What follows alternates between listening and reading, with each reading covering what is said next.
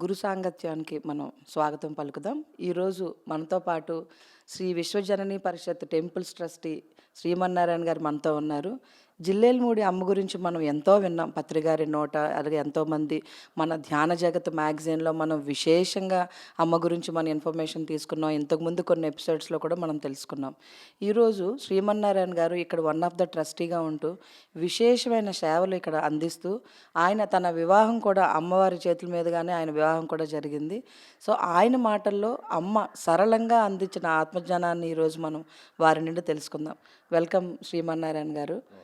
Sir, మీరు ఇక్కడ ఈ విశ్వజనని ట్రస్ట్లో మీరు ఏం చేస్తున్నారు, ఎంతకాలం నుంచి మీరు ఇక్కడ అసోసియేట్ అయి ఉన్నారు, మీ గురించి కొంచెం తెలియజేసి అమ్మ గురించి మాకు విశేషాలు అందించండి సార్. నమస్కారం అండి పిఎంసి ఛానల్ వారికి.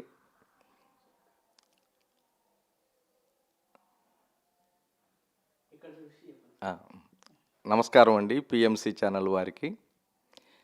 జయ హో మాతా శ్రీ అనసూయ రాజరాజేశ్వరి శ్రీ పరాత్పరి. జయ హో మాతా శ్రీ అనసూయ రాజరాజేశ్వరి శ్రీ పరాత్పరి. జయ హో మాతా శ్రీ అనసూయ రాజరాజేశ్వరి శ్రీ పరాత్పరి. చాలా సంతోషం అండి. అమ్మ గురించి అడిగారు కనుక అమ్మే చెప్పారు, అమ్మ అంటే అంతులేనిది, అడ్డులేనిది, అన్నిటికీ ఆధారమైనది నాన్న, అంతా అయినది. అట్లాగే తల్లి అనే శబ్దానికి కూడా చాలా చక్కటి నిర్వచనం ఇచ్చారు అమ్మ. తల్లి అంటే తరింపచేసేది నాన్న, తల్లికి తప్పే కనిపించదు నాన్న. అట్లా చిన్న చిన్న మాటలతో మన మాతృశ్రీ అనసూయ మహాదేవి జిల్లెలమూడి అమ్మగా ప్రసిద్ధిగాంచినటువంటి ఈ అమ్మ యొక్క పేరు అనసూయ. అనసూయ అనేటువంటి పదానికి కూడా అమ్మే తెలియపరిచినటువంటి అర్థం అసూయ లేనిది అనసూయ నాన్న అంటూ, మనం మానవ జీవితం ఈ నవగ్రహాల మీద ఆధారపడి ఉంటుంది అనేటువంటిది పెద్దల అభిప్రాయం.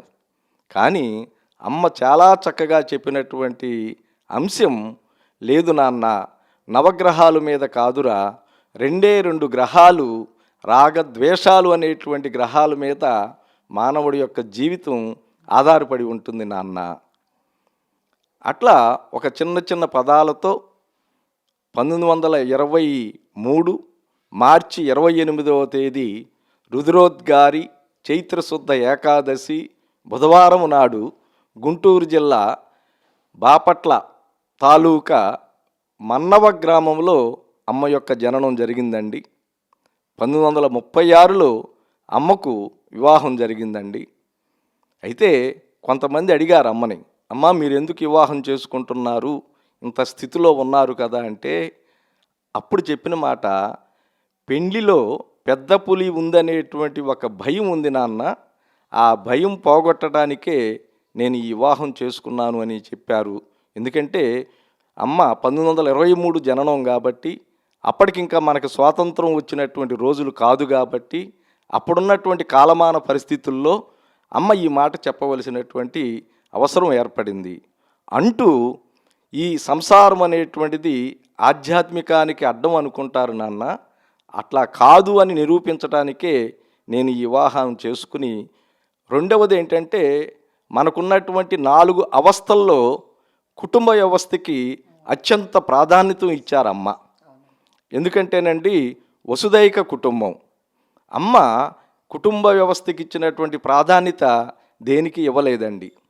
కారణం, ఆ వసుదైక కుటుంబంలో మంచి భావాలు ఉన్నటువంటి ఆ కుటుంబంలోంచి మంచి బిడ్డలు కనుక ఈ లోకంలోకి వస్తే ఆ సమాజం కూడా చాలా బాగుపడుతుందనేటువంటిదే అమ్మ సిద్ధాంతం అంటూ, ఈ వివాహ వ్యవస్థను గురించి అమ్మ కొన్ని నిర్వచనాలు చెప్పారు.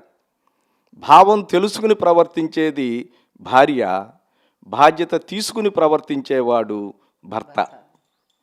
అదేవిధంగా 2 విభిన్న మనస్తత్వాలు కలయికే కళ్యాణము నాన్న.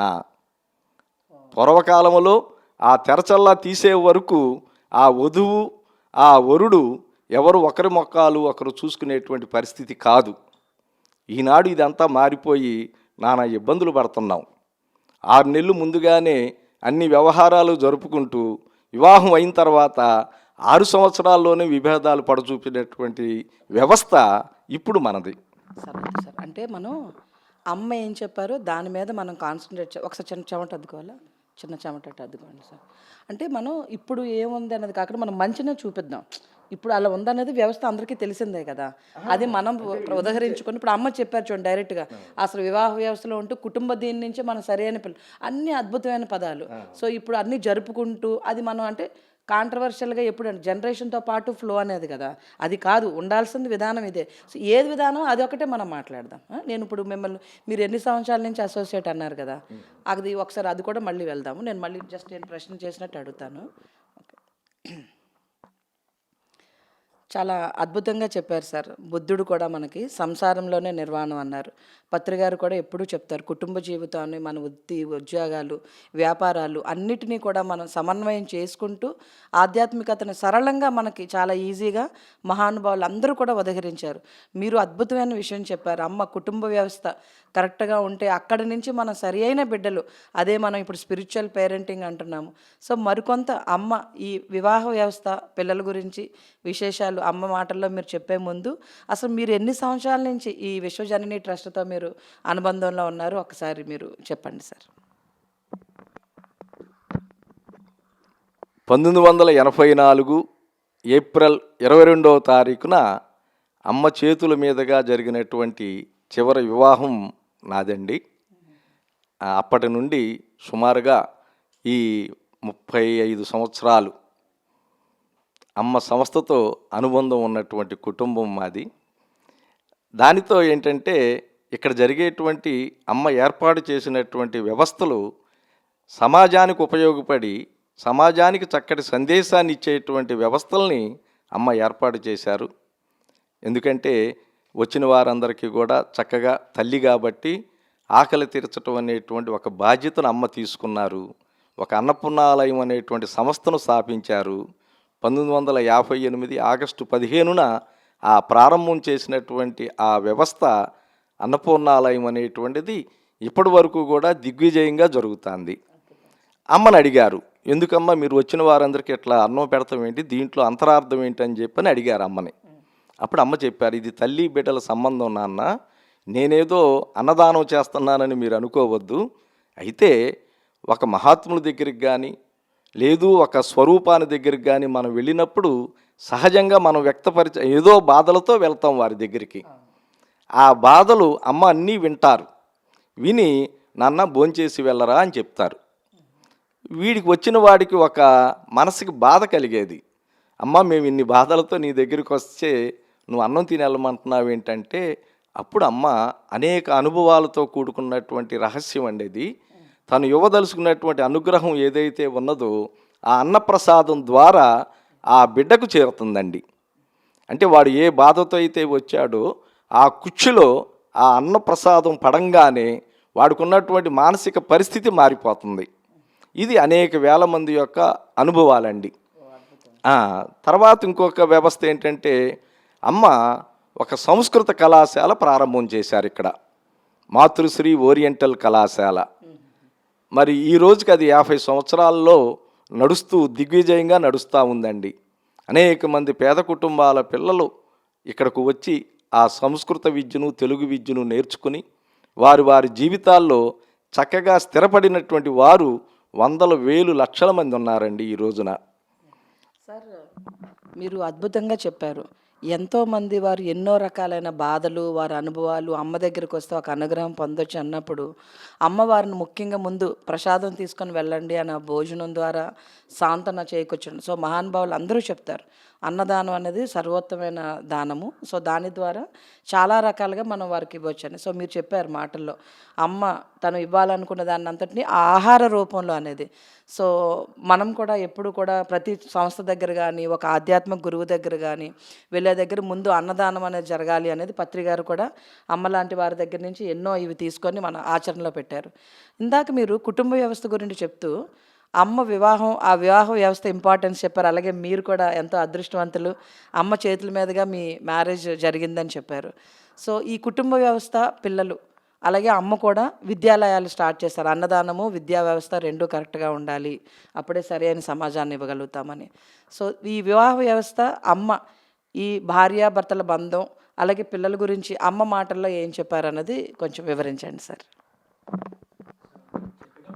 కెమెరానే చూడాలి. అట్లా ఇప్పుడు ఆయన మాట్లాడినప్పుడు నేను ఆయన వైపు చూడాలి కదా, కెమెరా చూస్తే బాగుండదు కదా. నేను మాట్లాడినప్పుడు నేను కెమెరా వైపు చూస్తా, సార్ మాట్లాడుతున్నప్పుడు నేను ఆయన చూడడం కరెక్ట్గా ఉంటుంది. నేను కెమెరా చూస్తే నేను ఆయన చూస్తానప్పుడు అంటున్నా. చాలా చక్కటి ప్రశ్న వేశారండి. సమాజానికి ఉపయోగపడేటువంటి ప్రశ్నను మీరు వేశారు. అమ్మ నిజంగా ఆలోచిస్తే అక్షరాభ్యాసం కూడా జరగలేదు అమ్మవారికి. ఎందుకంటే ఒక మానవతా మూర్తిగా అమ్మ అవతారంగా వచ్చినటువంటి ఆ వ్యక్తికి ఏ గురువు అక్షరాభ్యాసం చేయగలుగుతాడండి? అందుకని చాలా చిన్న వయసులోనే అమ్మ సమాజానికి సంబంధించినటువంటి వేదాంత సారాన్నంతా కూడా చిన్న చిన్న మాటలతో తెలియపరిచినటువంటి ఒక అద్వైత జ్ఞాని అండి అమ్మ. అమ్మ ఏమంటారంటే, అన్నం పరబ్రహ్మ స్వరూపం అయితే అశుద్ధం ఎందుకు కాకూడదురా. మనం ఆ స్థాయికి వెళ్ళగలిగినట్లయితే ఆ అద్వైతం అంటే ఏంటో అమ్మ చాలా ఆచరణాత్మకంగా చూపించినటువంటి మహాత్మురాలండి. అయితే ఇందాక మీరు కుటుంబ వ్యవస్థ గురించి అడిగారు కాబట్టి ఆ చెప్పినటువంటి విషయం కూడా అదే. ఒక ఆవిడ వచ్చి, అమ్మ నేను సుమంగిలిగా వెళ్ళేటట్టు నన్ను ఆశీర్వదించు అని చెప్పని అడుగుతుంది అమ్మని. ఇవాళ సమాజంలో ఉన్నటువంటి ఒక పెద్ద రుగ్మత అది. సహజంగా ఏ గురువు గారైనా ఏ పెద్ద మనిషి అయినా చాలా మంచి కోరిక కోరేవమ్మ తదాస్తు అని దీవిస్తారు. కానీ అమ్మది రెవల్యూషనరీ సిద్ధాంతం అండి. అంటే ప్రాక్టికాలిటీ తెలియపరిచిందమ్మ. ఏమని అంటే, నువ్వు ఏదో నీకు స్వర్గమో ఏదో పుణ్యలోకాలో ఉన్నాయి అనుకుని నువ్వు వెళ్ళిపోయావనుకో, మరి బ్రతికున్నటువంటి వీడి సంగతి ఏంటే అని అడిగింది. ఇవాళ ఉన్నటువంటి మనం ఒక్కసారి ఆలోచన చేస్తేనండి, భర్త వెళ్ళిపోతే భార్య ఏదో రకంగా జీవనం సాగిస్తుంది. మనవడి దగ్గరో మనవరాల దగ్గరో ఏదో ఒక పని చేసుకుని. కానీ అదే భార్య కనుక వెళ్ళిపోయి భర్త భూమి మీద కనుక ఉంటే ఎంత నరకం అండి. ఇది చెప్పారమ్మ. కాబట్టి నిన్ను నమ్ముకుని వచ్చాడు కాబట్టి వాడిని కడతీర్చవలసినటువంటి బాధ్యత నీది అంటూ అమ్మ జీవితంలో భర్తకిచ్చినటువంటి ప్రాధాన్యత దేనికి ఇవ్వలేదు వారు. పతిని ఆధారం చేసుకుని పంచభూతాలను జయించటమే పాతివ్రత్యము నాన్న. పాతివ్రత్యానికి పరాకాష్ట పతి కూడా చివరి దశలో భార్యని అమ్మ అని పిలవటం. ఇది అమ్మ చూపించిందండి. ఎందుకంటే అమ్మ భర్తగారైనటువంటి బ్రహ్మాండం నాగేశ్వరరావు గారు కూడా అమ్మని అడిగారు, నన్ను పంపించు నువ్వు వెళ్ళు అని. ఎందుకంటే ఇది తోలు నోరు కాదురా తాలు మాట రావటానికని అమ్మ ఒక సందర్భంలో చెప్పినటువంటి ఒక నిర్వచనం అండి. ఇది తోలు నోరు కాదురా తాలు మాట రావటానికి. కాబట్టి నేను అమ్మ నోట్లోంచి ఏది వచ్చినా కూడా అది సిద్ధిస్తుంది. కాబట్టి ఆ సందేశాత్మకంగా ఇచ్చినటువంటి ఆ స్త్రీకి మరి అమ్మ కూడా నెరవేర్చాలి కదండి, ఆచరించాలి కదా. అందుకని అమ్మ తన జీవితాన్ని 2-3 సార్లు వాయిదా వేసుకున్నట్టుగా మనకి గ్రంథ పరిచయం ద్వారా తెలుస్తుంది. అప్పుడు ఆ భర్తగారైనటువంటి నాగేశ్వరరావు గారిని ముందల దేహం చాలించేటట్టుగా జరుగుతుంది. తరువాత అమ్మ దేహం చాలిస్తారు. అంటే ఈ వ్యవస్థలో భర్తకి అధికమైనటువంటి ప్రాధాన్యత ఇచ్చారమ్మ. తన 2 మంగళసూత్రాలు ఏదైతే ఉన్నాయో అవి 2 భర్త పాదాలుగా భావన చేసి ప్రతిరోజు కూడా ఆ సూత్రాల మీదుగా తీర్థం తీసుకుని, అది తీసుకోవటం వల్లనే మీకు తీర్థం వేసే అవకాశం వచ్చింది నాన్న నాకు అని చెప్పినటువంటి తల్లి మహాతల్లి. కాబట్టి ఈ కుటుంబ వ్యవస్థకి అత్యధిక ప్రాధాన్యత ఇచ్చినటువంటి అమ్మ మరి వచ్చిన ప్రతి ఇల్లు కూడా అన్నపూర్ణాలయం అవ్వాలి నాన్న, నీకున్నది తృప్తిగా తిను, ఇతరులకు ఆదరంగా పెట్టుకోరా అంటూ ఆ తృప్తే ముక్తిరా. ముక్తి అంటే ఏంటమ్మా అని అడిగారు. తృప్తే ముక్తిరా. తపనంటే ఏంటమ్మా? తపనే తపస్సురా. సాధన అంటే ఏంటమ్మా? సాధ్యమైందే సాధన నాన్న. ఇట్లా ఒక చిన్న చిన్న పదాలతో ఈ ఆధ్యాత్మికనంతా బోధించినటువంటి, మరి ఒకసారి ఒక సామాన్య స్త్రీ వస్తుంది అమ్మ దగ్గర, గృహిణి. ఇందా మనం ఆ స్త్రీ, ఆ గృహిణి వచ్చి అమ్మని అడుగుతారు, అమ్మ అందరిలోనూ పరమాత్మ ఉన్నాడు అని చెప్పని అంటున్నారు కదా, మరి ఆచరణలోకి వచ్చేటప్పటికి భావం నిలబడతలేదమ్మా నాకు. ఆ భావం నిలబడాలంటే నన్ను ఏ సాధన చేయమంటావమ్మా అని అడుగుతుంది అమ్మని. మనకు ఆధ్యాత్మికంగా ఉన్నటువంటి కిటుకంతా కూడా ఇదే. అమ్మేమంటారంటే, నాన్న ఆ ఒకటే ఇన్నిటిగా అయ్యిందిరా, ఇన్నిటిలో కాదురా, ఇన్నిటిగా. అంటే ఈ సృష్టిలో ఏర్పడినటువంటి ప్రతి వస్తువు కూడా భగవత్ స్వరూపమే. ఆ రకంగా భావన చేయగలిగితే మనం ఈ కొట్లాట్లు, విమర్శనాత్మక ధోరణులు, మరి ఈ వర్గ వైమస్యాలు ఉండవు. అమ్మ చెప్పిన సిద్ధాంతాన్ని ఆచరించినట్లయితే. అప్పుడు అమ్మ ఏమన్నారంటే, ఏమీ లేదే, నీ కూతుర్ని కోడల్ని ఒకే రకంగా చూసుకో, అప్పుడు అందరిలో దైవం ఉన్నాడనేటువంటిది అర్థమవుతుందిరా అని చెప్పింది. మరి ఇది సర్వవేదాంత సారం అంతా కూడా ఒక చిన్న చిన్న మాటలతో ఆ గృహిణికి అర్థమయ్యేటువంటి రీతిలో, అది ఆ గృహిణికే కాదు, కృష్ణ పరమాత్మ అర్జునుడికి గీతోపదేశం చేస్తే ఒక్కడికే కాదు కదా, ఇది సమాజాన్ని మొత్తానికి కూడా వెళ్తుంది ఆ పెద్దలు ఏ మాట చెప్పినా కూడా. అట్లాగే ఒకసారి ఒక ఆయన వచ్చి, అమ్మ మీదే కులం అమ్మ అని అడుగుతాడు అమ్మని. మనం ఈ చాతుర్వర్ణంలో ఏదో ఒక కులం పేరు చెప్పాలి. కానీ అమ్మ ఏం చెప్పారో తెలుసండి? అద్వైతమూర్తి అమ్మ కదా, నాన్న సుక్కల సోనితాలది ఏ కులము, నాది అదే కులమురా.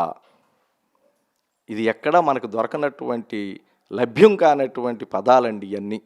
ఏ గ్రంథాల్లో కూడా ఈ సుక్కల సోనితాల గురించి రాదు మనకి. మరియు ఆ చాతుర్వర్ణంలో ప్రతి ఒక్కరికి ఒక రకం ఉండదు కదా పిండం ఏర్పడటానికి. కాబట్టి ఆ సుక్కల సోనితాలది ఏ కులము, నాది అదే కులమురా. మీ మతం ఏంటమ్మా అని అడిగారు ఒకళ్ళు వచ్చి. సర్వసమ్మతమైనదే నా మతమురా అంది. ఇట్లా దేనికి కూడా, ఎందుకంటే తల్లికి తప్పే కనిపించదని మనం మొదట్లోనే చెప్పుకున్నాం. కాబట్టి ఏది కూడా అమ్మకి వ్యతిరేకం కాదు, అంతా పాజిటివ్ పాజిటివ్ పాజిటివ్. ఒక చిన్న ఉదాహరణ అండి. ఆ అమ్మ ఆ భావంలో అసలు ఎట్లా ఉంటుంది అనే దానికి, ఒకరోజు ఒక తాతగారు అప్పుడే పుట్టినటువంటి మనవణ్ణి తీసుకుని, ఒక నెల రోజుల బిడ్డని అమ్మ దగ్గరికి తీసుకొస్తారు దర్శనానికి. అమ్మ చేతికి ఇస్తారు. సహజంగా పసిబిడ్డ కదా, వాడికేం తెలుస్తుంది, ప్యాస్ పోస్తాడు. ఈ తాతగారు ఆ తెలియని పసిబిడ్డని ఓరి బడవా ఓరి బడవా, అమ్మ మీద పోసావా అమ్మ మీద పోసావా అని చెప్పని అమాయకంగా కోపడతాడు. కానీ అప్పుడు అమ్మ అన్నారండి, నాన్న నువ్వు ప్రతిరోజు ఎక్కడ పోస్తున్నావురా. ఒక్కసారి కిన్నుడైపోతాడు ఈయన. ప్రతిరోజు ఎక్కడ పోస్తున్నావు మనం? భూమి మీద. భూమి ఎవరు? అమ్మ. అంటే ప్రతిదీ కూడా ఏ బిడ్డ బాధపడకూడదు. ఒకసారి ఒక అతను వచ్చి అమ్మ దగ్గర బాధపడతా ఉంటాడు. ఎందుకు నాన్న ఏడుస్తున్నావురా అంటే, అమ్మ గుళ్ళోకి వెళ్ళి కొబ్బరికాయ కొట్టాను, కుళ్ళిపోయిందమ్మా, ఏదో జరుగుతుందని భయంగా ఉందంటే, అమ్మ చాలా చమత్కారంగా, తల్లి కదండి, మనమైతే ఏదో ఇంకో మాట చెప్పి దానికి ఆజ్యం పోస్తాం మానవులుగా. తల్లి కదా, అప్పుడు అమ్మ అంటారు, కొబ్బరికాయ కుళ్ళిపోవటం కాదు నాన్న, కుళ్ళిపోయిందిరా అంటుంది. అంటే నీలో ఉన్న కుళ్ళ, నీపైన ఉన్న కుళ్ళ. అంటే ఒక చిన్న అమ్మ భాషతో చాలా చక్కగా ఆడుకుంటారు, చమత్కారంగా. సముద్రానికి అలలు ఎంత సహజమో జీవితానికి బాధలు అంత సహజము నాన్న. అల లేకుండా సముద్రము లేదు, బాధ లేకుండా జీవితము లేదురా. అమ్మ మేము ఇన్ని దానాలు ధర్మాలు చేస్తున్నాం, ఇన్ని పుణ్యక్షేత్రాలు దర్శనం చేస్తున్నాం, ఇన్ని గంటలు ధ్యానంలో కూర్చుంటున్నాం, ఇన్ని రకాలుగా అర్చనలు చేసుకుంటున్నాం, కానీ కష్టాలు ఎందుకు వస్తున్నాయమ్మా అని అడిగారు అమ్మని. ఏం చెప్తామండి, ఏదో నీ కర్మరా, నీ కర్మ సిద్ధాంతం అని బయట చెప్పుకుంటాం. కానీ అమ్మ చెప్పినటువంటి చక్కటి మాట అండి, నాన్న ఇవన్నీ చేయటం వలన వచ్చే కష్టాలు ఆపు చేయటం కోసం కాదురా, వచ్చిన కష్టాన్ని తట్టుకోవటానికి రా. ఇది అమ్మ ఇచ్చినటువంటి ఒక సందేశం అండి. ఈ దైవ మార్గంలో ఉన్నందువల్ల మనకేమవుతుందంటే ఆ కష్టాన్ని తట్టుకునేటువంటి శక్తిని ఆ భగవంతుడు మనకిస్తాడు. ఇదే మీరు మెడిటేషన్ అనండి, ధ్యానం అనండి, సాధన అనండి, తపస్సు అనండి, ఈ జీవితంలో కలిగేటువంటి దుర్ఘటనలు ఏవైతే ఉన్నాయో వాటిని తట్టుకునేటువంటి శక్తి ఒక్క మహాత్ముల ద్వారా మనకు రావాల్సిందే కానీ మనకెవ్వరూ అందించేవాళ్ళు లేరు. అట్లా ఒక చిన్న చిన్న మాటలతో ఆ జీవిత సత్యాలన్నీ కూడా అమ్మ చెప్పినటువంటి సమాజానికి ఇచ్చినటువంటి అమ్మ నోటి ఆనిముత్యాలండి. సార్ ఇప్పుడు జిల్లేలమూడి అమ్మ అనగానే అన్నదానం. సో అన్నదానం గురించి ఇక్కడ జరిగే విశిష్టత ఎవ్వరు ఏ టైంకి వచ్చినా కూడా ఆ అన్నదానం విశిష్టంగా జరుగుతూ ఉంటుంది. అలాగే అమ్మ తన దగ్గరకు వచ్చే భక్తులు అందరూ, భక్తులు అనండి, శిష్యులు అనండి, అందరూ కూడా మీకున్న దాంట్లో ఇందాక మీరు కూడా చెప్పారు, తమరు కూడా అమ్మ చెప్పేది అది మనం చక్కగా ఇష్టంతో ఎంతో ఇదిగా చేయాలని. ఎందుకని అమ్మ అసలు ఆ అన్నదానం అనే దాని మీద అంత ఇంపార్టెన్స్ ఇవ్వడం, కానీ ఆ పరంపర ఇప్పుడు కూడా మనం ఈ సంస్థలో ఎప్పుడు కూడా అది విశిష్టంగా జరగడం, ఇప్పుడు రాబోయే ఈ శతాబ్ది ఉత్సవాల్లో కూడా విస్తృతంగా ఈ అన్నదాన ఏర్పాట్లు ఇవన్నీ కూడా, అసలు ఆ విశిష్టత గురించి, ఆ అన్నం పెట్టే విధానం గురించి అమ్మ ఏం చెప్పేవారండి మిగతా వాళ్ళకి సందేశంగా? ఇదే అమ్మని అడిగినటువంటి ప్రశ్నే ఇది. ఎందుకమ్మా మీరు ఇట్లా చేస్తున్నారంటే, ఇది తల్లి బిడ్డ సంబంధం రా, నేనేదో దానం చేస్తున్నానని మీరు అనుకోవద్దు, మీ అన్నం మీకు ఇక్కడ రాసి పెట్టుంది తిని వెళ్తున్నారని చెప్పి తప్పించుకుంటారమ్మ. ఎందుకంటే మహత్యాలు జరుగుతాయి అనేటువంటిది అమ్మ ఒప్పుకోరండి. అమ్మ మహత్యాలు చేయరు, కానీ అమ్మ సమక్షంలో మహత్యాలు జరుగుతాయి. అది అంతరార్థం ఏంటంటే ఆ రోజుల్లో శుద్బాధ ఉండేదండి. ఆ ఆకలి అన్నం దొరకనటువంటి రోజులండి అప్పట్లో. చాలా కరువు ప్రాంతాలుగా ఉండేవి. మనకి ధాన్యం కింద దొరికేది కాదు, ఏదో రాగులో సజ్జలో గంజి తాగి బ్రతికేటువంటి పరిస్థితి అండి. మరి అటువంటి రోజుల్లోనే అమ్మ చాలా చక్కగా గుప్పిడి బియ్యం పథకం ప్రారంభం చేశారు ఇక్కడ జిల్లెలమూడిలో. దాని విశిష్టత చక్కటి మార్గం అండి. అమ్మ సమాజానికి చేసిన సూచన. అమ్మే బాగా వచ్చేస్తుంది, పర్వాలేదు, మళ్ళీ అది యాడ్ చేస్తా. నో స్మెల్స్ అనమాట. ఓకే, 4 గొంతు కింద కూడా ఎక్కువ అక్కడ. ఆ గుప్పుడు బియ్యం సార్, ఆ గుప్పిడి బియ్యం కాన్సెప్ట్ అంటే ఆ రోజు మీరు అన్నట్టుగా ఇక్కడ కరువు కాటకాలు ఎంతగా ఉన్నప్పుడు, వేరే మనం తింటున్నప్పుడు అసలు అన్నదానంతోనే మొదలుపెట్టి రైస్ రూపంలోనే అట్లా. సో ఆ గుప్పిడి బియ్యం పథకం గురించి కొంచెం వివరిస్తారా? చాలా సంతోషం అండి. ఎక్కడా అమలు కానటువంటి పథకం అండి ఇది. ఇవాళ గవర్నమెంట్ కూడా దాన్ని ఆచరణ రూపంలో పెడతాంది. ఆనాడు అమ్మ ఏం చెప్పారంటే, ఈ జిల్లెలమూడి గ్రామంలో ప్రతి గృహిణి కూడా ప్రతిరోజు ప్రతి పూట ఎసట్లో బియ్యం పోసేటప్పుడు ఆ గుప్పుడు బియ్యం తీసి ఒక డబ్బాలో పోయమన్నారు. ఇట్లా మరి ఒక వారం రోజులు అయిన తర్వాత ఆ రాశి, బియ్యపు రాశి అంతా తీసుకొచ్చి అన్నపూర్ణాలయం దగ్గర అప్పచెప్పేవారు. అమ్మ దాన్ని సామాజిక వ్యవస్థ కదండి, ఆ ప్రేమతత్వం అందరికీ పంచాలి కాబట్టి అందరికీ లేనటువంటి ఆ పరిస్థితిలో ఉన్నటువంటి వారందరికీ కూడా దాన్ని సమంగా పంచేవారు. తర్వాత ఆ బియ్యాన్ని ఈ అన్న రూపంలో ఉపయోగించి అన్నప్రసాదంగా పెట్టేవారు.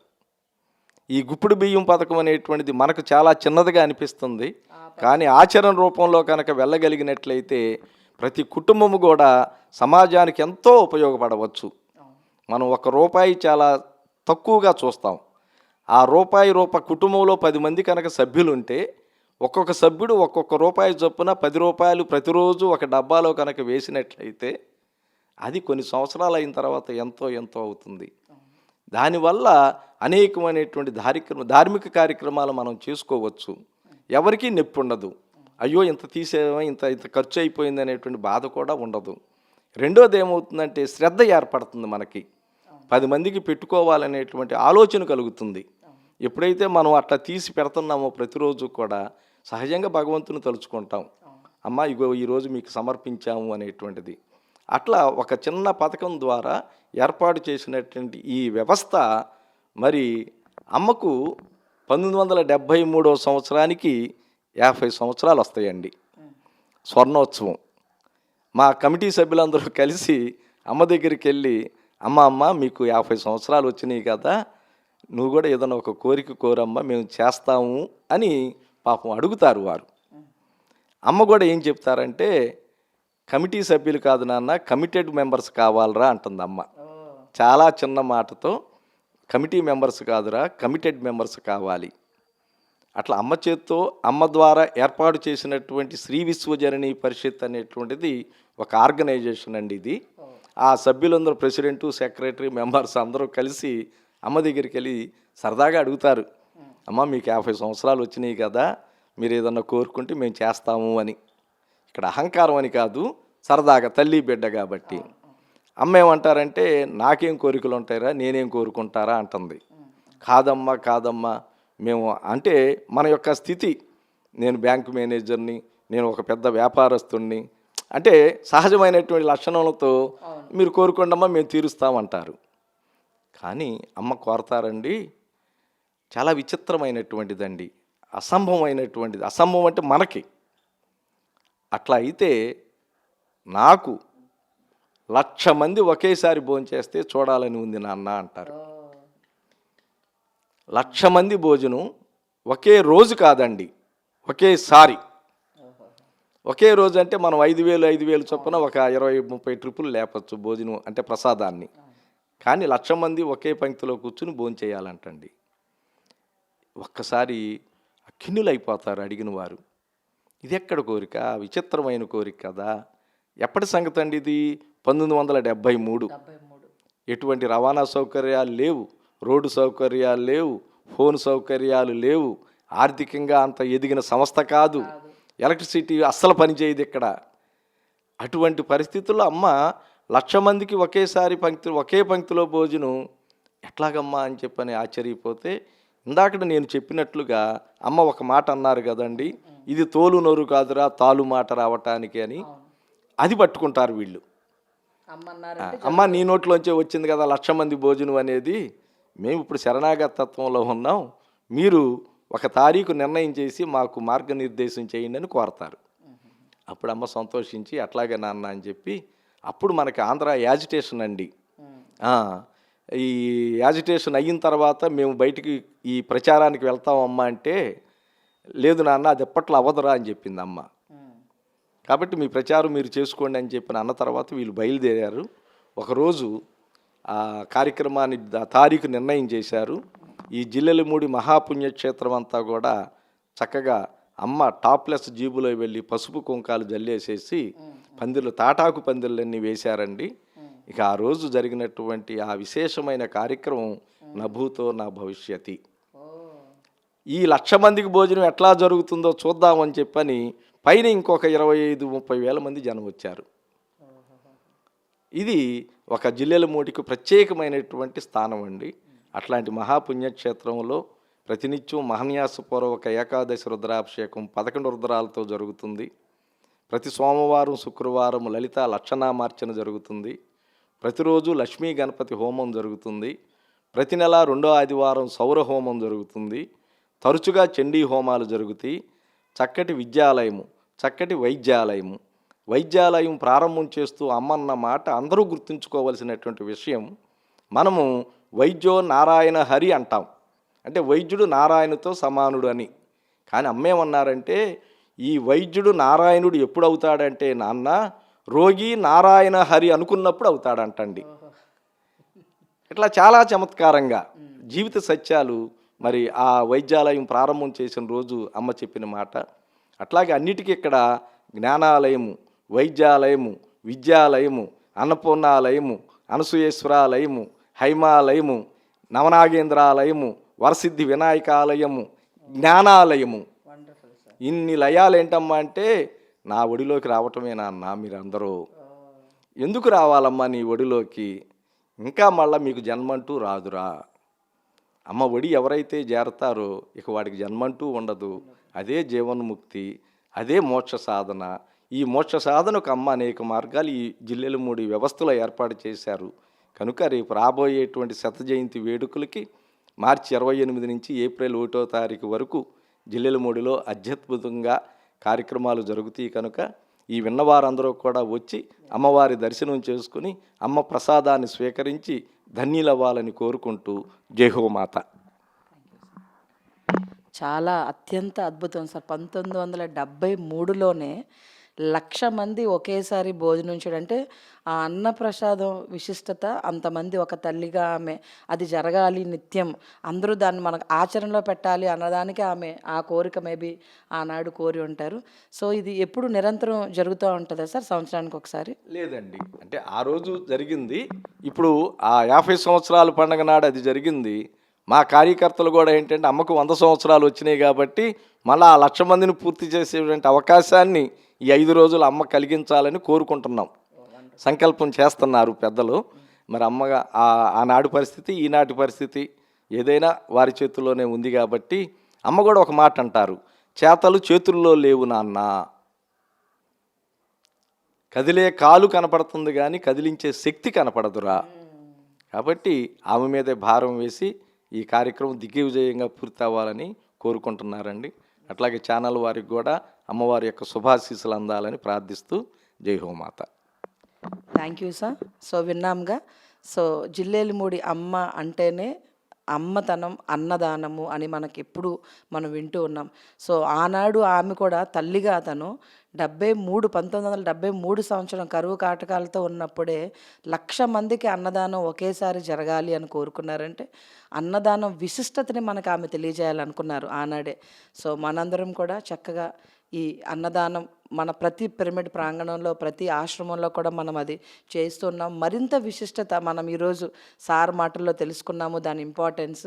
సో ఆ గురువుతో ఒక సాంగత్యం, ఒక అనుసంధానం అవ్వడం, ఆ మెసేజ్ అన్నప్రసాదం రూపంలో అనేది మనకి ఈరోజు తెలియజేశారు. అలాగే ఇక్కడ జరిగే శతాబ్ద ఉత్సవాలకు కూడా మనల్ని అందరినీ కూడా ఇన్వైట్ చేశారు.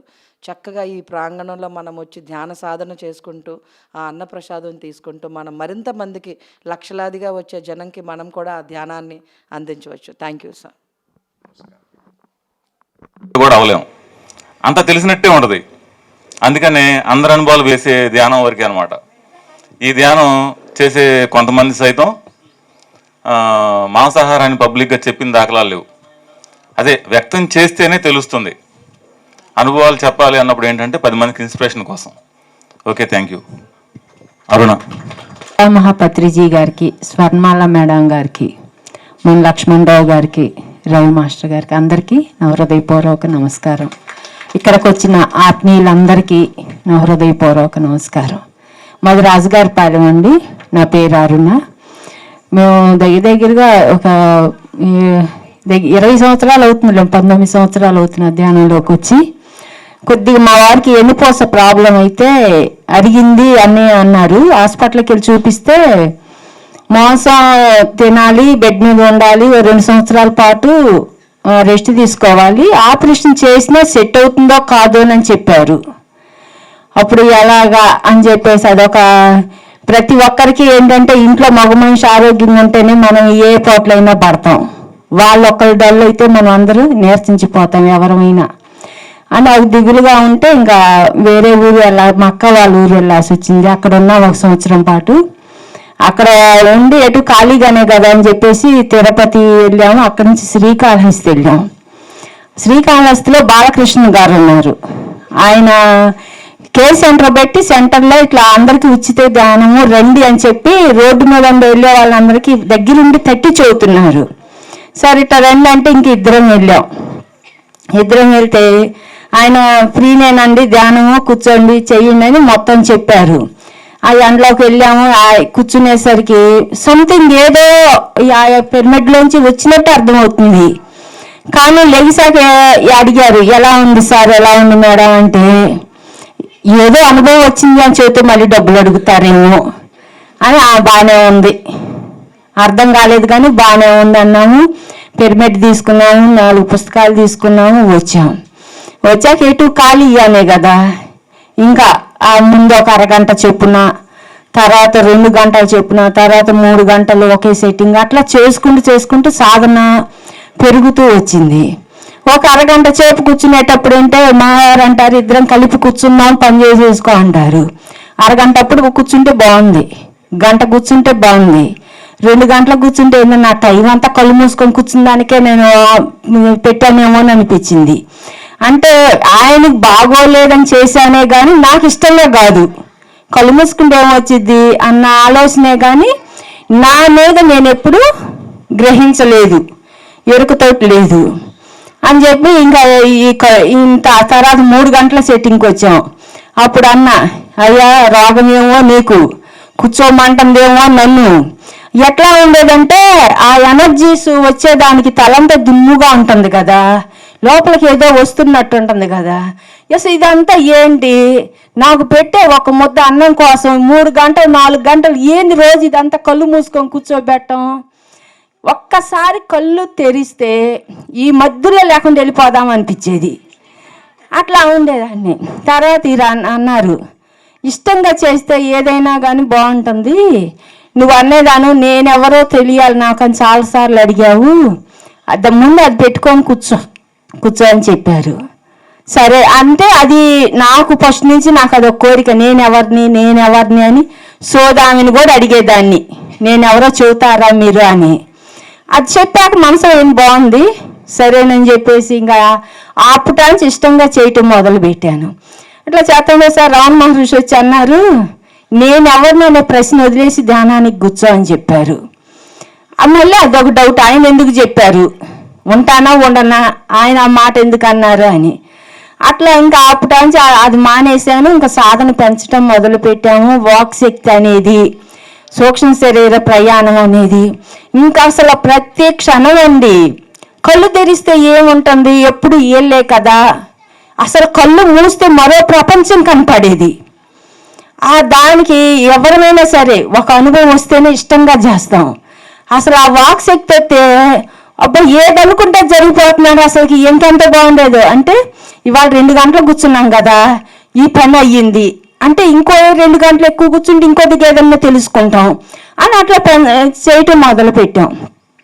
ధ్యానంలోకి వచ్చారు. 2 సంవత్సరాలకు పత్రిజీ గారిని కలిసాము. తర్వాత ఈయన అన్నారు పిరమిడ్ కట్టుకుందాం అన్నారు. మన పూరీలు పైన మనం కప్పు కూడా కప్పించుకుంటే 10,000 అవుతాయి అని అవి కూడా వదిలేసేవాళ్ళం. నాన్న అంటే టీవీ కొను, ఒక ఏదో చిన్న చీటీ పాటలాగైతే 40,000 ఉన్నాయి, అంతేగాని పిరమిడ్ అంటే ఏడండి అన్న. అంటే సరేలే అని చెప్పేసి ఈయన అన్నారు, యుగాంతం 2012 యుగాంతం సినిమాకి తీసుకెళ్ళారండి. సినిమాకి తీసుకెళ్ళి అప్పుడు అన్నారు, ఇదంతా రేపు ఉంటుందో ఇవాళ ఉంటుందో ఉండదో కూడా తెలియదు, దీనికోసం మనం పిరమిడ్ కట్టుకుంటే మా ఊళ్ళో మొత్తం పొలం పనులు వెళ్ళేవాళ్ళే. 1 గంట సేపు చేసుకుంటే పిరమిడ్లో 3 గంటల పిరమిడ్లో గంట చేస్తే విడిగా 3 గంటలు చేసినంత ఎనర్జీస్ తీసుకుంటాం. మన ఊళ్ళో అందరూ పొలం పని చేసేవాళ్ళే కాబట్టి అందరికీ మనం హెల్ప్ చేసిన ఉంటుంది, మనం పొందిన ఆనందం అందరూ పొందాలి కదా అన్నారు. అంటే సరేనండి అన్నాము. 2010లో పిరమిడ్ కట్టాము. మాకు ఇంక అప్పటాంచి లక్ష్మణ్ సారు, మేడం నేను లక్ష్మణ్ సార్ నేను మా ఇంటికి అంటే ఆయనే దడిచి ఆయనేమో ఒకళ్ళ, ఎందుకంటే ఆయన చూడగా సార్ మీరు చెయ్యి ఇట్లా పెట్టి ఎనర్జీస్ ఇచ్చి నేను ఎవరినో నాకు తెలపరా సార్, నేను ఎవరినో లేదు బంగారం, నువ్వు సాధన చేయి బంగారం, నువ్వు తెలుసుకుంటావు బంగారం అంటారు. కానీ ఆ సార్ చేతే తెలుసుకుందాం అని అదొక ఆత్రం అనమాట. ఆ సారే మాకు పత్రిజీ గారిని తీసుకొచ్చారు. 2010లో మే 10వ తారీఖు పత్రిజీ గారు మాకు 1 గంట పర్మిషన్ ఇచ్చారు పిరమిడ్ ఓపెనింగ్కి. ఇంకా ఆ ఇంట్లోకి వచ్చి ఆ సారు భోజనం చేస్తా సాల్ట్ అయ్యంటే పక్కన వచ్చిన వాళ్ళు, సాల్ట్ లేదండి మా ఇంట్లో కల్లుప్పే, అదే పెట్టా సార్, అది కూడా తృప్తిగా తిని అసలు ఎంత ఆనందం పొందారంటే పత్రిజీ గారు. 1 గంట పర్మిషన్ ఇచ్చిన ఆయన సాయంత్రం 5 గంటల దాకా మా ఇంట్లోనే ఉన్నారు. అసలు అప్పుడు అన్నారు, ఏంటమ్మా ఇదంతా పిరమిడ్ ఇట్లాగా కట్టారు, అదే ఇల్లు కప్పుకోవచ్చు కదా అని. ఇల్లు కప్పుకుంటే మనకే ఉంటుంది సేఫ్టీ, అదే పిరమిడ్ కడితే మా ఊళ్ళో కనీసం ఆ పిరమిడ్ కట్టినప్పుడు 300-400 ప్రతి ఒక్కరికి ధ్యానం టచ్ అయిందండి. ఎవరు వదిలిపెట్టలు, అందరూ చేశారు. ఇప్పటికీ ఏదో ఒక టైంలో పొలం పని చేసుకుంటూనే ఉంటారు ధ్యానం. అంత గొప్పగా మా ఊళ్ళో వాళ్ళు కూడా అందరూ ధ్యానం చేశారు. ఇంకా తర్వాత ఈయన అన్నారు, మన ఊళ్ళో స్కూల్లోకి వెళ్ళి వంశీ అప్పుడు 3వ క్లాస్ అండి, మాటూరులో ప్రైవేట్ స్కూల్లో చేర్పిద్దాం, ఒక్కడమే కదా అని బాగా చదివేస్తాను ఇంగ్లీష్ మీడియం. ఈయన అన్నారు స్కూల్లోకి వెళ్ళి ధ్యానం చెప్పు అన్నారు. స్కూల్లోకి వెళ్తే మనం ఏం చెబుతాం, ధ్యానం చెప్పాలి అంటే ఏమండి పిల్లలకి జ్ఞాపశక్తి పెరుగుతుంది, బాగా చదువు వస్తుంది, మీ పిల్లల్ని చదివియండి లేదా ధ్యానం చేయించడం మన స్కూల్లోకి వెళ్ళి అదే చెబుతాం. ఎవరన్నా ఇలా చెబుతున్నావు మరి మీ అబ్బాయిని ఎందుకు ప్రైవేట్ స్కూల్లో పంపిస్తారు అని అడుగుతారేమోనని మనం పాటించిందే చెప్పాలి, మనం పాటించకుండా ఎవరికి చెప్పకూడదని మా అబ్బాయిని ప్రైవేట్ స్కూల్లో మానిపించేసి గవర్నమెంట్ స్కూల్కి వెళ్ళి, సార్ మా అబ్బాయిని ఇక్కడ చేర్పిస్తాం, ఈ రోజు నుంచి నేను ఇక్కడ ధ్యానం చెప్పటానికి వస్తాను అని చెప్పేసి ఇంక వరుసనే 3 సంవత్సరాలు మా పిల్లలు చేర్పించి నేను క్లాస్ చెప్పడం మొదలుపెట్టాను. ఆ రోజు ప్రైవేట్ స్కూల్లో, మా గవర్నమెంట్ స్కూల్లో చేర్పించిన ప్రైవేట్ స్కూల్లో దానికంటే మా అబ్బాయి ఇంకా డెవలప్మెంట్గా ఈరోజు బీటెక్ కూడా అయిపోయింది. అంతా ఫస్ట్ క్లాస్గా చదివాడు. ఉదాహరణకి అట్లా చెప్పుకుంటూ ఎన్నెన్నో అనుభవాలు ప్రతి క్షణం. ఈరోజు మనం ఏ స్థాయిలో ఉన్నాము, ఏ స్థానంలో ఉన్నాము, ఈరోజు మనం ఎంత తెలుసుకున్నాం, రేపు ఇంకెంత తెలుసుకుంటామని ప్రతి క్షణం అండి తెలుసుకుంటూ ఇన్ని సంవత్సరాలు వచ్చింది. ఇప్పుడన్నా లెక్కేసుకుంటే వామ్మ ఇన్ని సంవత్సరాలు వచ్చినాయి అనే తెలుస్తుంది, కానీ ఇప్పుడు కూడా వెనక తీసి మా నిన్నటి నుంచే మొదలు పెట్టాం. కొత్త మైక్ తీసుకుంటే కాలు వణుకుతూ మాట రాదు, భయం, అట్లా ఉంది. చాలా అద్భుతంగా ఉంది ధ్యానము. ఎన్నో అనుభవాలు. ఈ అనుభవాలు మీరందరూ కూడా పంచుకోవాలంటే ఒకరు చెబితే కాదు, ప్రతి ఒక్కరూ కూడా సాధన చెయ్యండి. కళ్ళు మూస్తే ప్రపంచం అనేది ఎంతో ఉందండి, దాన్ని తెలుసుకోవటానికి. ఒక్కటే ఈ రోజుకి రేపుకి మనలో ఎంత డెవలప్మెంట్ పెరిగింది, మనం ఏం తెలుసుకున్నాం. మన ఇంట్లో వాళ్ళు అనొచ్చు, నువ్వు 3 ఏళ్ళు అయింది కదా, 4 ఏళ్ళు అయింది కదా, నువ్వేం తెలుసుకున్నావు అని అడిగితే మనం చెప్పలేకపోవచ్చు. కానీ మనల్ని చూసి వాళ్ళు అర్థం చేసుకోవాలి, మనల్ని చూసి వాళ్ళ ధ్యానంలోకి రావాలి, మనం చూసి వాళ్ళన్ని ప్రవర్తన మార్చుకొని, కుటుంబం మొత్తమే కాదు, మన ఇల్లైనా ఇళ్ళ పక్కోలైనా మన మీద ధ్యాస పెట్టుకునేది ఎప్పుడో ఆ అద్దం ముందు నుంచున్నప్పుడే మనం చూసుకుంటాం. కానీ ఇళ్ళ పక్కోలు 24 గంటలు మనమే చెప్తారు. అలా చూస్తారు కాబట్టి మనం ఎంత మారామో మనం చూసుకోవాలి. ఆ ధ్యానంలోకి వచ్చాక టైం కాదు, రోజులు కాదు, సంవత్సరాలు కాదు, మేము 10 ఏళ్ళు కాదు, 20 ఏళ్ళు కాదు, 5 ఏళ్ళు సంవత్సరం అని కాదు, ఈ సంవత్సరానికి వచ్చే సంవత్సరానికి ఎంత తెలుసుకున్నాము, ఎంత డెవలప్మెంట్ అయ్యాము, ఎంత సాధన పెంచుకున్నాము అనే దాంట్లో ముందుకు వెళ్ళండి. ఈ పిరమిడ్ కట్టించిన మేడం గారికి, సార్కి థ్యాంక్స్ చెప్పుకుందాం. పిరమిడ్ అనేది ఊళ్ళోకి వచ్చింది, ఒక శక్తి క్షేత్రం లాంటిది. వాళ్ళు శాకాహారులుగా మారి వాళ్ళ సాధన చేసి వాళ్ళ ఆరోగ్యం. మేడం పొలం వెళ్తే అంతకుముందు బండి మీద వదిలిపెట్టండి, నన్ను ఎవరైనా ఊళ్ళో వదిలిపెడతారా అట్లా అనేదండి. ఆమె కూడా ఎన్నిపోస ఆపరేషనే. అక్క చెల్లెళ్ళు 24 గంటలు కాదు, మరి ఏ 30 గంటలు చేశారో పని, ఇద్దరికీ ఎన్నిపోస ప్రాబ్లమే. అట్లా ఆపరేషన్లు చేసుకొని పొలం పని చేసేవాళ్ళు. ధ్యానంలోకి వచ్చాక ఆమె నడిచి రావటము, ఇంకా కూలీలను పెట్టరు, 24 గంటలు వాళ్ళే పని చేసుకోవటం, అంత ఆరోగ్యంగా ఉండి చాలామంది అడిగారంట, నీ ఇదేంటి, ఏం చేస్తున్నావు, నువ్వు ఇంత ఆరోగ్యంగా ఉన్నావు, నీళ్ళు ఇంత మార్పు వచ్చింది అని. అంటే ఆ మార్పు వాళ్ళ ఇంట్లో వాళ్ళే కాబట్టి వాళ్ళ ఆయనైనా కూతురైనా కొడుకు అందరూ మారారు కదా. అలాగే చాలామంది అడిగి తెలుసుకున్నారంట. అలాగే వాళ్ళు కూడా ఇద్దరు బాగా చేస్తున్నారు. అందరూ సపోర్ట్ చేసి సాధన బాగా పెంచుకొని శాకాహారులుగా ఉండాలని అంటే ఎప్పుడు నేను చెబుతానే ఉంటాను. మన లక్ష్మణ గారి సందేశం తీసుకుందాం. ఇంత అవకాశం ఇచ్చిన పిరమిడ్ కట్టిన వాళ్ళు మాస్టర్కి థ్యాంక్ యూ.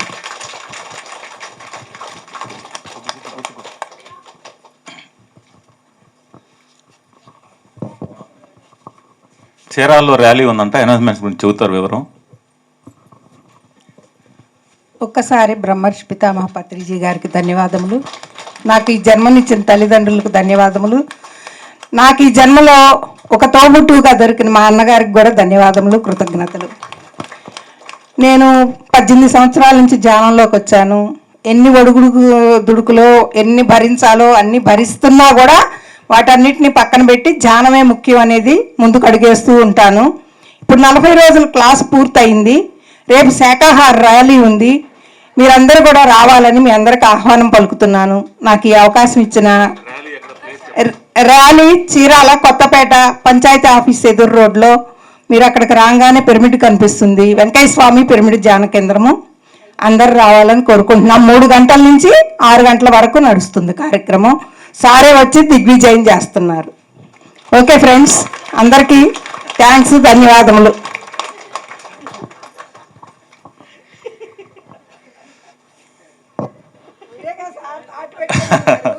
అంతే. ఈరోజు ఈ ప్రోగ్రాం ఎంత అద్భుతంగా జరుగుతుందంటే గురువు గారు మనకు చూపించిన మార్గంలో మనం అందరం ఫాలో అవుతూ తెలుసుకుంటూ ముందుకెళ్తున్నాం. ఇదంతా ప్రచారం అనే దాంట్లోది మిళితమై ఉంటుంది. మనం అందరం కొన్ని రోజులు ప్రచారం చేయొచ్చు, కొన్ని రోజులు చేయలేకపోవచ్చు, పనులతో ఆగచ్చు. కానీ పిరమిడ్స్ అనేవి నిరంతరం ప్రచారం చేస్తూ ఉంటాయి. మీకు పిరమిడ్లు కట్టే కెపాసిటీ లేకపోయినా ప్రహరీ గోడల మీద చూడండి ఒకసారి, ఇక్కడ ఎట్లా ఉన్నాయో. ప్రతి ఒక్కరికి ఇల్లు ఉంటుంది, ప్రహరీ గోడ ఉంటుంది. కనీసం వీటినైనా ఏర్పాటు చేయండి ప్రతి ఇంటికి. ఇది చాలా సింపుల్ మెథడు, సింపుల్ ఖర్చు. దానికి పెయింట్ వేసేస్తే ఆటోమేటిక్గా అందరికీ ప్రచారం జరుగుతూ ఉంటుంది. చూడండి ఒకసారి, అందరూ ఒకసారి ఆ గోడల మీద చూడండి ఒకసారి. వీలైన వరకు ప్రతి ప్రహరీల మీద ఇట్లా వేస్తే నిరంతరం మనతో సంబంధం లేకుండా ప్రచారం చేస్తూ ఉంటాయి. బాగా ఉపయోగపడుతూ ఉంటాయి అన్నమాట పెయింట్ వేయాలి వాటికి. ఈరోజు రాత్రి వశిష్ఠ గౌతమి పేరవరంలో ఉన్నారు. అక్కడి నుంచి వచ్చి ఎంత దూరం అంటే అసలు మామూలు విషయం కాదు. నేను ఒక నెలలో 5 పిరమిడ్లు కట్టడానికి మొదలుపెట్టినప్పుడే 5 ఊళ్ళు తిరిగితే బాగా గొప్పగా ఫీల్ అయ్యేవాడిని. 5 పిరమిడ్లు తిరగడమే. ఈ రాత్రి అక్కడ రాజమండ్రిలో ఉండి పొద్దున్నే గుంటూరు ఉండి మళ్ళీ సాయంత్రం రేపు ఎక్కడో. మరి అంతంత ప్రచారం చేయడం అంటే సాధారణ విషయం అయితే కాదు, చాలా కష్టంతో కూడుకొని ఉంటుంది. ఎందుకంటే తిరిగేటప్పుడే తెలుస్తుంది బాధ. ఇక్కడ మనం అనుకుంటాం మా దగ్గర ఒక్కరికే కదా రమ్మని చెప్పింది, ఇంకొంచెం సేపు ఉండొచ్చు కదా, ఇంకొకసారి రావచ్చు కదా అని మన వరకు చెబుతాం.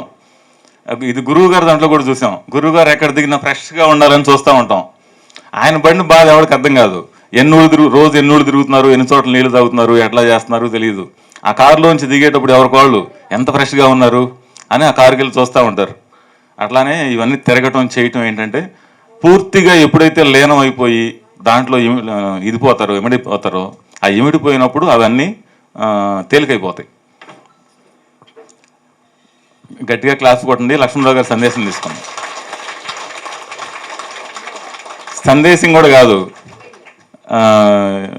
మినిమం కొంచెం ఎక్కువ టైం వినాలని. చాలా కాలం అవుతుంది అందరం విని, కొంచెం ఎక్కువ టైం విందాం. Thank you.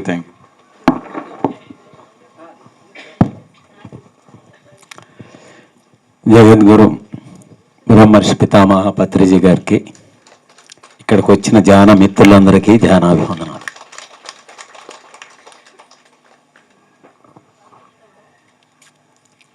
కోటి విద్యలు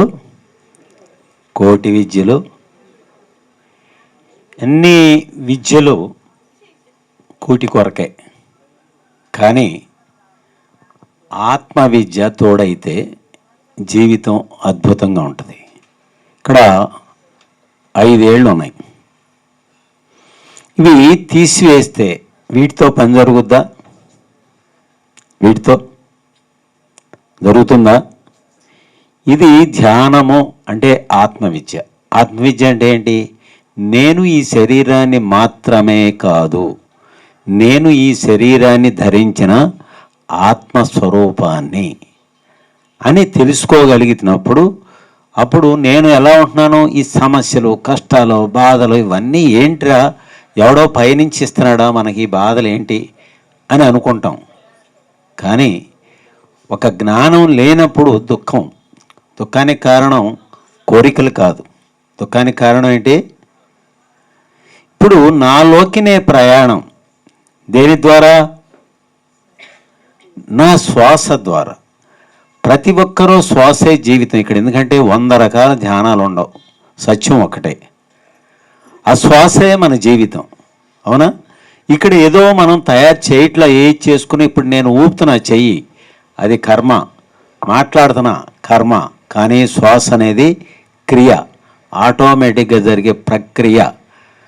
దానిని ఎవరైనా, ఏ మతమైనా, ఏ కులమైనా, ఎవరైనా సరే దానిని గమనం. ధ్యానం అంటే చేసేది కాదు, లోపలికి వెళ్తుంది బయటకు వస్తుంది, లోపలికి వెళ్తుంది బయటకు వస్తుంది. దానిని గమనించుతా మనసు శూన్యం చేసుకోవటమే ధ్యానం.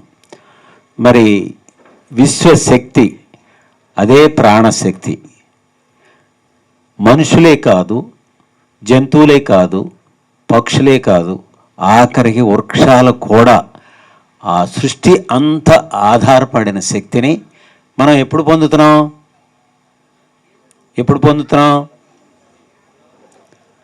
నిద్రలో పొందుతాం. ప్రతి మనిషి నిద్ర లేవంగానే ఎలా ఉంటాడు? కొంచెం శక్తిగా ఉంటాడు. ఉదాహరణకి ఒక చిన్న విషయం, పక్షి గూటికి ఎప్పుడు వెళ్తుంది? పొద్దుగూకే టైం 6 అవ్వచ్చు, 7 అవ్వచ్చు. ఎప్పుడైతే పొద్దుగూకుతుందో అప్పుడు గూటికి వెళ్తుంది. వెలుగు రాగానే బయటకు వస్తుంది. ఏ పక్షికైనా కళ్ళజోడు పెట్టామా? ఏ పక్షికైనా మందు బిళ్ళలు వాడామా? ఎందుకని? అది విశ్వశక్తిని ఎక్కువగా అపారంగా తీసుకుంటుంది. మనం ఏం చేస్తున్నాం?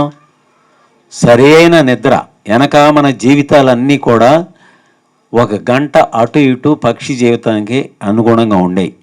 ఉన్నదాంతో ఆనందంగా జీవించేవాళ్ళం. ఏది ఉంటే అది. సాయంత్రం కరెక్ట్గా 8ంటికి పండుకునేవాళ్ళం. పొద్దున్నే 4 గంటలు వేసి పనులన్నీ చేసుకుంటా ఉన్నదాంతో సంతృప్తిగా హ్యాపీగా జీవించేవాళ్ళం. ఈరోజు అది లేదు. 12 వరకు ఏదో అవి చూస్తా టెన్షను. ఇది పక్కాళ్ళకి అది ఉంటే నాకు లేదు, అదేంటి ఇది ఉంటే అది కావాలా, అది ఉంటే అది కావాలా. ఎవరో సరైన జీవిత విధానమే తెలియట్లా. ఆధ్యాత్మిక శాస్త్రం అంటే, స్పిరిచువల్ సైన్స్ అంటే జీవిత శాస్త్రం. ఎలా జీవించాలా నేర్పేది ఈ ఆధ్యాత్మికత.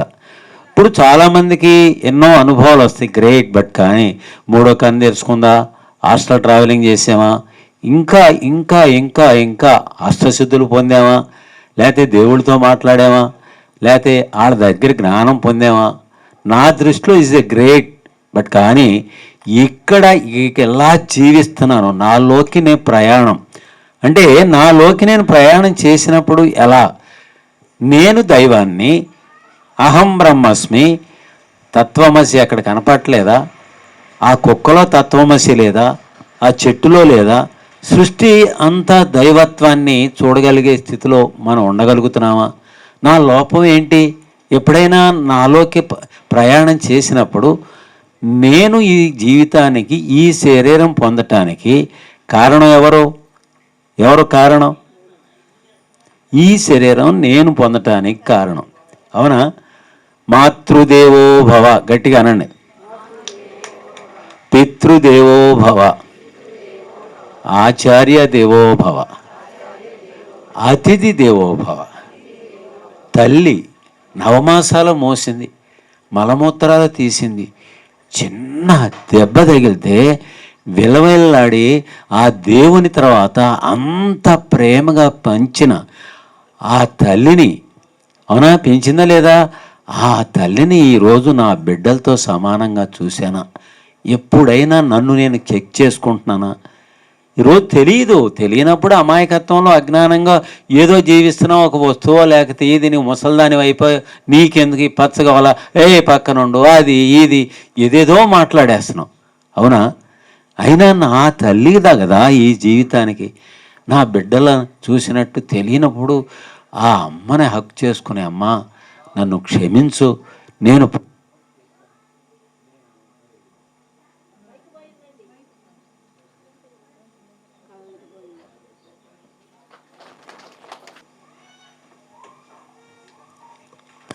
అది అంటే తన శక్తి తనకు తెలియదు. ఒక రైతు పొలం వెళ్ళి అది వరకు ఏమంటాడు? చుట్టూతో తిరిగిన ఆ పొలం బాగోలేదు, అవునా? మరి ఈరోజు ఏం చేస్తాడు? ధ్యానం, తన శక్తి ఏంటో తనకు తెలుసు. ఏం చేస్తాడు? హ్యాపీగా తిరుగుతాడు, 5 నిమిషాలు ధ్యానంలో కూర్చుంటాడు. నాకు ఇంత ఫలసాయం కావాలని ప్రేమగా ఆ పైరును కోరితే ఇవ్వటానికి శక్తి, ప్రకృతి రెడీగా ఉంది, ఆ భూమి రెడీగా ఉంది. అంటే తెలియదు, జీవితం యొక్క సత్యం తెలియదు. ఎవరో ఎందుకు ఇక్కడ మహిళా శక్తి అత్యద్భుతంగా ఉంది. ఎందుకనంటే ప్రయోగాలు. ఇప్పుడు మన రవి ప్రతిదీ ప్రయోగం. వాళ్ళ ఫ్యామిలీ మొత్తం కూడా ఏంటి, ఎలా అనేది ప్రయోగం చేసి ఎంతోమందికి ధ్యానం ద్వారా సంపూర్ణ ఆరోగ్యం, ఎంతో అద్భుతాలు సృష్టించిన రవి దంపతులకు ఒకసారి గట్టిగా క్లాస్ పడదాం.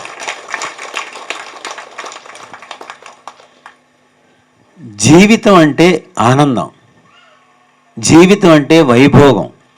ఎక్కడో అక్కడి నుంచి ఎందుకు వచ్చాం? భూమి మీదకి ఎందుకు వచ్చాం? నేర్చుకోవటానికి. మరి దుఃఖంగా నేర్చుకుంటున్నావా, ఆనందంగా నేర్చుకుంటున్నావా? దుఃఖానికి కారణం ఏంటి? నేను ఒక యోగీశ్వరుని కావాలా, అది కోరిక కరెక్టా కాదా? అది ఎంత కరెక్టో నేను కోటీశ్వరుని కావాలనేది కూడా అంతే కరెక్ట్. కోరుకో, పొందు, కానీ నా కోరిక ద్వారా నా ఆనందం కోసం ఏ మనిషికి ఏ జీవికి హాని జరగకూడదు. అహింస పరమో ధర్మ, ఫండమెంటల్. చాలామంది ధ్యానానికి శాకాహారానికి నా దృష్టిలో సంబంధం లేదు. ఒక మానవత్వం అంటేనే శాకాహారం. నేను ఎలా జీవిస్తున్నాను, నేను ఆనందంగా ఉండాలని అనుకుంటున్నానా లేదా? ఎదట మనిషి అనుకోడా? ఆ మూగజీవులు అనుకోవా? నువ్వు కోరుకో, ఏది కావాలన్నా పొందే శక్తి నీలో ఉందా, కానీ నీ కోరిక ద్వారా ఎవరికి హాని. అహింస అన్ని ధర్మాల కన్నా అహింస పరమో ధర్మ, ఫండమెంటల్. చాలామంది నేను శాకాహారిగా మారాను, ఇంకా ఏదైంది, మరి తల్లిని సరిగ్గా చూడను, అత్తని సరిగ్గా చూడను, వాళ్ళని పిచ్చ మాటలు అంటాను, అవునా? మరి కోడలను పిచ్చగా మాట్లాడేస్తాను. ఇంకేంటి శాకాహారం? ఏంటి, ఎలా జీవిస్తున్నాను? ఎవరిని నేను? ఎవరో మనం అందరం ఎవరో దైవ స్వరూపం. మరి దైవత్వంగా ఉంటున్నానా? నాలో ఎప్పుడైనా ప్రవేశిస్తున్నానా? అరే, నాలో రాక్షసత్వం ఉందా లేదా? ఉందా లేదా? ఇట అట. ప్రతి ఒక్కరిలో రాక్షసత్వం ఉంటుంది, మానవత్వం ఉంటుంది, దైవత్వం ఉంటుంది. ఈ ప్రతిరోజు మన మాట ఎలా మాట్లాడాలా, ఏం చేస్తున్నాం? ఇక్కడ సృష్టికర్తలం మనమే, కానీ మాట మీద ధ్యాస లేక మనకు పనికి రాని మాటలన్నీ మాట్లాడి అదే ఆలోచించి 40 రోజుల్లో తిరిగి మళ్ళా అవి మనకు వస్తుంటే ఎవడో ఇచ్చాడని మళ్ళీ పయ్యాడిని కూడా తిడుతున్నాం, అవునా? Your creators. నీకేం కావాలో, నీకేం అవుతుందో అదే కోరుకో, అదే పొందటానికి ఇవ్వటానికి నువ్వు ఎప్పుడూ సిద్ధం. తెలియక మానవ ఈ శక్తి ఎక్కడో ఉందనుకుంటున్నాం. మరి ఎన్నో పొరపాట్లు. మీరు ఇంకా ఇది ఎక్కువగా మహిళా శక్తికి ఒకసారి గట్టిగా క్లాప్స్ కొడదాం. ఏంట్రా బాధలు, తెల్లారు లేచిన కర్మ బాధ ఏంటి, ఈ గోళ, ఈ జీవితం, ఆయన మారడం, ఇది ఏంటి, పిల్లలు ఇంతే. ఈ రోజు నుంచి 40 days హాయిగా ఆహారం వండేటప్పుడు 5 నిమిషాలు ధ్యానం చేసి నేనెంతో ప్రేమతో ఉండే ఈ ఆహారం ద్వారా నా ఇంట్లో వాళ్ళందరూ మారారు. అవునా? 40 రోజుల్లో మారతారు. శక్తి బయట లేదు, తనలో సర్వం ఉండగా తన లోపల వెదకలేక ధర వెదికెడు ఈ మనుషుల గోడు వినురా వేమ. మనం మాట్లాడటమే ఇది తెలియదు. ఎప్పుడైనా మనం మంచానికి థ్యాంక్స్ చెప్పుకున్నామా జీవితంలో? పండుకునేటప్పుడు ఒక్కసారి ఈరోజు ప్రాక్టికల్స్లోకి వెళ్దాం. ప్రేమగా నిమిరి, ఇంతకాలం నాకు అద్భుతమైన నిద్రిచ్చావు బంగారు అని ప్రేమగా నిమిరి పండుకోండి. ఈరోజు మీకు తెలుస్తుంది. ఎందుకంటే జీవిత శాస్త్రం అని చెప్పాను నేను. ధ్యానం అంటే ఏదో పైకి వెళ్ళిపోవటమా, అష్టసిద్ధులు పొందటమా ఈజ్ ఎ గ్రేట్, బట్ కానీ అది కాదు జీవితం. నేను ప్రతి జీవిలో అరే నా బిడ్డని తీసుకుంటున్నాను దెబ్బ తగిలితే అమ్మా అని ఆ చిన్న దెబ్బ తగిలితే వెలవెల్లాడి హక్ చేసుకుంటున్నాడు అమ్మ అని. మరి నోరు లేదే, అవునా? మరి ముక్కలుగా అది పడే వేదన ఎవరు బేర్చేయాలి బంగారు? ఓన్లీ మనమే. తినేవాడు ఎవరో దుర్మార్గుడు కాదు, అమాయకుడు. నేను తిన్నవాడినే కదా. మనం తెలియక అమాయకత్వంలో తిన్నాం. వాడికి కాళ్ళకి దండం పెట్టి సత్యం చెప్పే వరకే. అల్లా ఏం చెప్పాడు? అల్లా తినమల్లా ఆకాశంలో ఎగిరే పక్షులు, భూమి మీద నడిచే జంతువులు అన్నీ మీ వంటివే అన్నారు ఆయన. ఎంత గ్రేట్! అంతా సమస్తం నేనే ఉన్నాను అన్నారా లేదా? మరి తెలియక వాళ్ళకి ఇప్పుడు నిజంగా అది రోజు లేందే అది గడవని స్థితిలో ఉండేవాళ్ళం. ఒక శాఖాహారి ఇందాక ఆ తల్లికి ఒకసారి గట్టిగా క్లాస్ కొడదాం. ఎందుకంటే మేము ఎన్ని చెప్పినా ఏం చెప్పినా వెళ్ళి హిందువులే అదిలే ఇదిలే అనుకుంటారు. కానీ మీరు ప్రచారకర్తలుగా మారాల. మీరు వాళ్ళ కాళ్ళకి దండం పెట్టి సత్యం అల్లా ఏం చెప్పాడో చెప్పాలా. జీసస్ క్రైస్ట్ ఏం చెప్పాడు? ఆ కరుణామయుడికి కూడా ఒకసారి గట్టిగా క్లాస్ కొడదాం. ఎవరో ఇక్కడ ఆ మతమా ఈ మత, మరి అల్లాహో అక్బర్, ఆయన కూడా గట్టిగా క్లాస్ కొడదాం. ఎవరు తక్కువ ఇక్కడ? అక్కడ ఏమి నేర్చుకోవాలా అది నేర్చుకోవాలా. మరి కరుణామయుడు అనే నేమ్ ఎందుకు వచ్చింది ఆయనకి చెప్పండి? సిలువ వేసి మొళ్ళ కిరీటం పెట్టి కాళ్ళకి అందరి మేకులు కొట్టి ఇచ్చేస్తే ఇంకా బతికుండాడా లేదా అని బల్యంతో పడుతుంటే, ఓ ప్రభువా, ఓ తండ్రి, అమాయకులు వీళ్ళు, తెలీదు వీళ్ళకి, వాళ్ళని క్షమించు ప్రభువా అని అన్న గ్రేట్ మాస్టర్. మరి ఎవరన్నా మన ఒక్క మాట అంటే నవ్వుతా చూస్తున్నావా?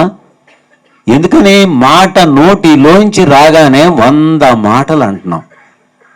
ఇవన్నీ ఒక అద్భుతాన్ని క్రియేట్ చేయాలి. ఇక్కడ మనం ఒక మాట ధ్యానం చేస్తే ఏమొస్తుంది? జ్ఞానం వస్తుంది. జ్ఞానం అంటే ఏంటి? ఏంటి జ్ఞానం అంటే? కర్మలు ఎలా దగ్ధం అవుతాయి? జ్ఞానం అంటే ఏంటది? ఎట్లా జ్ఞానం? ధ్యానం అనే అగ్నిలో కర్మలు దగ్ధం అవుతాయి అంటున్నారు. ఏంటి ఆ జ్ఞానం? ఏంటది? ఏం మార్చుకున్నాం? నా తల్లిని హక్ చేసుకుని పొరపాటు చేశాను అని ఆ అమ్మని హక్ చేసుకుని ఒక్కసారి చూడండి మై డే ఫ్రెండ్స్, ఎట్లా ఉంటుందో. మనస్ఫూర్తిగా పశ్చాత్తాపంతో క్షమాపణ కోరితే ఆ కర్మలో నుంచి బయటకు వస్తాం. అవునా? లేనిదే ఏంటంట జ్ఞానం అంటే ఏంటి? అరే నా లోపాలు ఎత్తుకొని దాన్ని సరిచేసుకోవాలా. భార్యను ఎన్నో రకాలుగా ఒక వస్తువుగా ఇబ్బందులు పెట్టాం, ఆ అమ్మ కాళ్ళు పెట్టారే, బంగారు తెలియక ఏదో చేశాను ఈ రోజు అని ఆ కాళ్ళు బెసికి నన్ను క్షమించరా అని పూర్తిగా ప్రేమతో ఒక ఇదైతే కర్మల్లోంచి ఇట్లా మన ద్వారా ఎన్నో మోగజీవులు, ఎంతోమంది ఈ జన్మలో అదంతా ముందు జన్మలో ఇబ్బందులు పెట్టాం. కానీ ఈరోజు మరి వాటిలోంచి బయటపడాలంటే ఆ పశ్చాత్తాపం. మనకి ఎంతోమంది హాని చేసి ఉంటారు, చేశారా లేదా? వాళ్ళందరినీ ప్రేమతో 2 రకాలు ఇక్కడ మనకే హాని చేసిన వాళ్ళని ప్రేమతో క్షమించాల. మనం హాని చేసే వాళ్ళని పశ్చాత్తాపంతో క్షమాపణ కోరుకోవాలా. రేపటి నుంచి నేను ఎలా జీవిస్తున్నాను, అరే ఆ చెట్టుని ఎలా చూస్తున్నాను నేను, నీ చూపే ఒక అద్భుతంగా ఉండాలి ఆ జీవితం. ఆ విశ్వశక్తిని తీసుకునేటప్పుడు నేను ఈ దైవత్వాన్ని, నాలో ఉన్నదేంటి, ఈ రాక్షసత్వం ఏంటి, మెల్లగా ప్రతిరోజు చెక్ చేసుకునే మార్పు రావాలా. అయితే ధ్యానం చేస్తున్నాం, ఎనర్జీ వచ్చింది, మీకు తెలుసో తెలియదో, హిమాలయాల్లో మీరు అందరూ ధ్యానం 100 సంవత్సరాలు తపస్సు చేసిన వాళ్ళే. మళ్ళా ఎందుకు వచ్చారో? ఎన్నో అనుభవాలు 100 సంవత్సరాలు చేసి ఎంతో జ్ఞాన పరిధిని ఇక్కడ వచ్చామంది. 3వ కన్ను తెరుచుకుందా, లేకపోతే ఏదవుతుంది, జ్ఞానం పొందాం. ఆచరణ ఉన్నదా? ఎలా? నువ్వు అడుగు వేస్తే భూమి పులకించే స్థితిలో, ఆ కరుణా స్థితిలో జీవించాలా. ఉన్నామా లేదా? ఎలా? బిడ్డను పెంచడం తెలీదు. ఈరోజు పిరమిడ్ని యాక్చువల్గా పిరమిడ్ శక్తే తెలియదు మనకు. కడుతున్నారు వెళ్తున్నాం పిరమిడ్ ధ్యానం చేస్తే ఎనర్జీ వస్తుందని. మరి మనం ఎందుకు మన వంటింట్లో ఎందుకు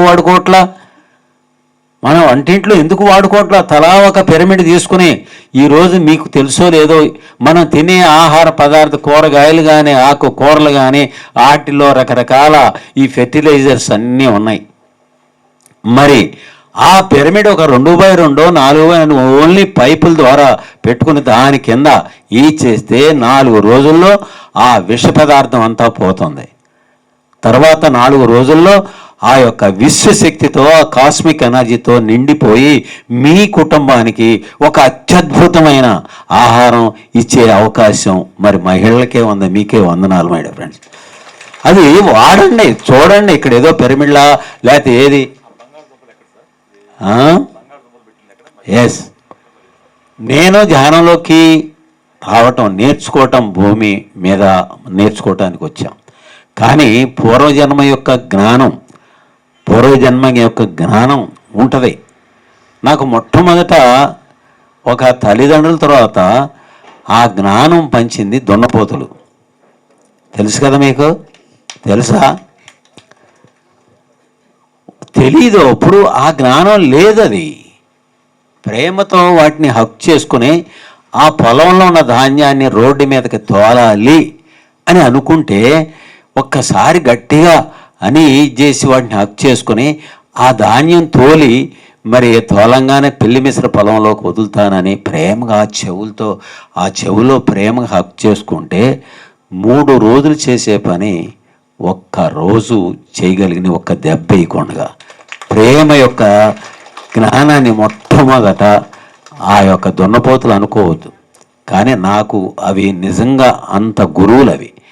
ఎటు చూసినా గురువే. ఎక్కడ గురువు ఎక్కడ లేడు. ఇక్కడ నాకు తెలియని ఈ గ్రేట్ దగ్గర ఉన్నది, అక్కడ ఉన్నది అక్కడ చిన్న పిల్లవాడు దగ్గర ఉంది. నేను ప్రతి క్షణం నేర్చుకోవడానికి రెడీగా ఉంటేనే నేను ఎదుగుదల పొందుతాం. రూపాయి లేక 25 కిలోమీటర్లు నడిచిన వాడిని ఎలా వస్తుంది? అసలు ప్రకృతి ధర్మం ఏంటి? మనం ఏమి ఇస్తే అది తిరిగి 10 రెట్లు ఇస్తుంది. మరి మనకు కావాల్సింది ఇస్తున్నామా? పనికిరాని అన్నీ ఈర్ష, అసూయ, ద్వేషం, హింస ఇది పంచి నాకు ఇంకోటి కావాలంటే పైకన్నీ రాళ్ళు ఇసిరేత్రం పైకి అన్నీ అది కింద ఏమంటున్నాం? యాపిల్ రావాలా. నువ్వు యాపిల్ ఇసిరాయి, నీకేం కావాలో ఆ మహాకరుణ్ణి పంచి లాస్ట్ అల్టిమేట్. ప్రకృతి ఎవరిని వేరుగా చోట్ల నేను అక్కడ లోపం ఇక్కడ అక్కడ అనేది వద్దు. ఎవరి దగ్గరైనా నేర్చుకోవటానికి మనకి చాలా ఉంది. నేర్చుకోవటమే జీవితం. అది ప్రతి క్షణం ఉంటున్నామా లేదా ధ్యానంతో పాటు అది మనకు రాందే. సృష్టికర్తలు మనమే. ఒక అద్భుతాన్ని ఏం కావాలంటే అదే మాట్లాడు. 40 రోజుల్లో నేనే మీకు ఇది ప్రకృతి అడిగింది, అదే ఊరు వెళ్తున్నాం అంట కదా, ఇది చేసి వాళ్ళకి ఏం కావాలో ఏమనమని. మీకు ఏం కావాలో అదే మాట్లాడండి, అదే ఆలోచించి అయిపోయినట్టు థ్యాంక్స్ చెప్పుకోండి. 40 రోజుల్లో పైన యద్భావం తద్భాతి ఇవ్వటానికి రెడీగా ఉంది. నేనేం ఇవ్వట్లేదు, నాకెందుకు అప్పించుకోవాలా? అర్థమైందా? మరి ఎలా ఉంటుంది జీవితం? కష్టాలు ఉండకూడదు అనుకుంటారు చాలామంది, సమస్యలు ఉండకూడదు అనుకుంటారు. ఒక చిన్న పాట లాస్ట్లో విందామా బంగారు? విందామా? ఎందుకంటే నాకు నేనేమనుకుంటాను ఎప్పుడు కూడా, నేనేదో అనుకోను, వాళ్ళు ఏదో గొప్ప అనుకుంటారు. నాకు ఒక ఆడ కూతురు మరి ఇదేం చూసారా? ఇది వశిష్ఠ గౌతమి, ఒక అత్యద్భుతమైన పిరమిడ్, కాంక్రీట్ పిరమిడ్. అవునా? అది రేపు ఉగాది ఉత్సవాలు జరగబోతున్నాయి. మీరందరూ అక్కడికి రావాల్సిందిగా ప్రార్థన. అది ఒక అద్భుతం. అది ఎలా ఉంటుందంటే గురువుగారు కోరుకున్నారు, అది ఒక తాజ్మహల్ లాగా తయారవుతుంది. అక్కడ వారం రోజులు ఎవరైనా అక్కడ ఉండి మరి ఆఖరికి నిద్రపోయినా రోగాలు తగ్గుతాయి. గోదావరి ఒడ్డున మరి స్నానాలు చేశారా? ఎప్పుడన్నా వచ్చారా మీరు అందరూ? వచ్చిన చేతులు పైకెత్తండి. మరి గోదావరి స్నానాలు ఎక్కడెక్కడో ఇప్పుడు రేపొద్దున బెంగళూరులో కానీ కర్తాల్లో కానీ ఏ కార్యక్రమం అయినా ఇక్కడ కూర్చుని ధ్యానంలో కూర్చుంటున్నాం. అక్కడికి వెళ్తే ఏమో జరుగుద్ది? ఇక్కడ ఉండి అక్కడ స్నానాలు చేస్తారా? ఇక్కడ కూర్చుని మీరు అందరూ రండి, గోదావరి తల్లి పిలుస్తా ఉంది మీ అందరిని, గట్టిగా క్లాస్ కొడదాం. అవునా? అదొక్కటే కాదు, ఎందుకంటే నేను ఏంటి బుద్ధ భగవానుడికి ఒకసారి గట్టిగా క్లాస్ కొడదాం. బుద్ధ భగవానుడు తన సామ్రాజ్యాన్ని దుఃఖానికి కారణం ఏంటి ఏమన్నాడు బుద్ధ భగవానుడు? కోరిక, అవిద్య అంటే జ్ఞానం లేకపోవటం. కోరిక ఎల్కేజీ వాడు ఏం కోరుకుంటాడు? మీరు ఎవరో వద్దు, నాకు నా భార్య వద్దు, నా ఏది వద్దు, నా శరీరానికి ఏం కావాలో ఎంతమందిని ఏడిపించాడా నేను అది పొందాలనుకుంటాడు. అది తప్ప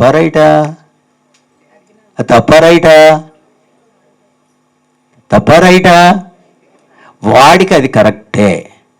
నేనేం చేస్తున్నాను?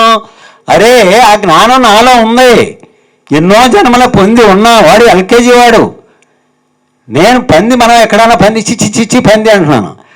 పంది ఆ మురుగుంట్లో పొంది ఊ అని ఊదినప్పుడు పొందే ఆనందం ఎప్పుడైనా అనుభవించారా? నా జన్మలో పందిగా పుట్టా నేను. అవునా? అవునా? ఎస్, అది నేను పొంది ఉన్నా, మీరు కూడా పొంది ఉన్నారు. ఇక్కడ ఏంటి? ఆ జ్ఞానం లేదు కాబట్టి చిచి చిచి చిచి అంటున్నా. అంటే అక్కడ దైవం లేదా? దైవం కాదా? ఎందుకని చూడలేకపోతున్నాను దాన్ని? నాలాగా నేను ఎందుకని చూడలేకపోతున్నానంటే ఆ జ్ఞానం ఇంకా రాలా. ప్రకృతిలాగా ఎందుకు ఉండలేకపోతున్నాం? ఇంకా ఆ జ్ఞానం నాలో ఇంకా మార్పు రావట్లా. నేను చెక్ చేసుకోవాల్సిందే. ఇది ఒక ప్రేమతో ఇది అవుతుంది అవుతుంది అవుతుంది. వీళ్ళందరూ మారిపోతారు. ఈ మరి నూతలపాడు మొత్తం అంతా ఊరు మొత్తం ధ్యానమయం అవుతుంది అవుతుంది. అయ్యింది అయ్యింది అయ్యింది. అవునా? అంతే, అంత పవర్ మనకుంది. మరి ఏముంది ఆయన దగ్గర? మరి రకరకాల ఈదిలో ఒక సామాన్య స్థితి. గురువు గ్రేట్ ఏంటి? ఒక్క 5 నిమిషాలు 10 నిమిషాలు ఊరిని ఓపెన్ చేసి వెళ్దామని వచ్చాడు. ఎవరు పట్టించుకోవాలి. ఆడికి వచ్చి ఆ తాటాకుల నుంచి ఎండ పడుతుంది లోపల. అవునా? ఏంటి? గురువుని ఎత్తుక్కుంటా వచ్చే గ్రేట్ గురువు. శిష్యుడు ఎక్కడా పని చేస్తాడా అని ఎత్తుక్కుంటా వచ్చే గ్రేట్ గురువు. మన గురువుకి గట్టిగా క్లాస్ కొడదాం. అంటే ఎక్కడ 3 గంటల ఎండలో ఉన్నాడు. ఏమన్నా ఫీల్ అయ్యాడా? ఏమన్నా? అది ఆ గ్రేటు. యా.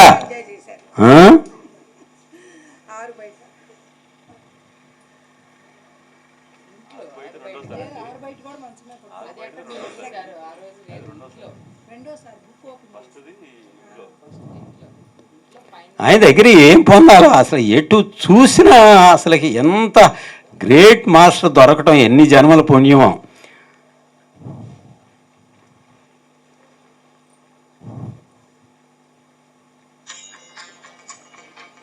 అంటే గమనించండి, జీవితం ఎలా ఉంటుంది, ఎలా ఎదగాల, అది ఎట్లా ఉంటుంది.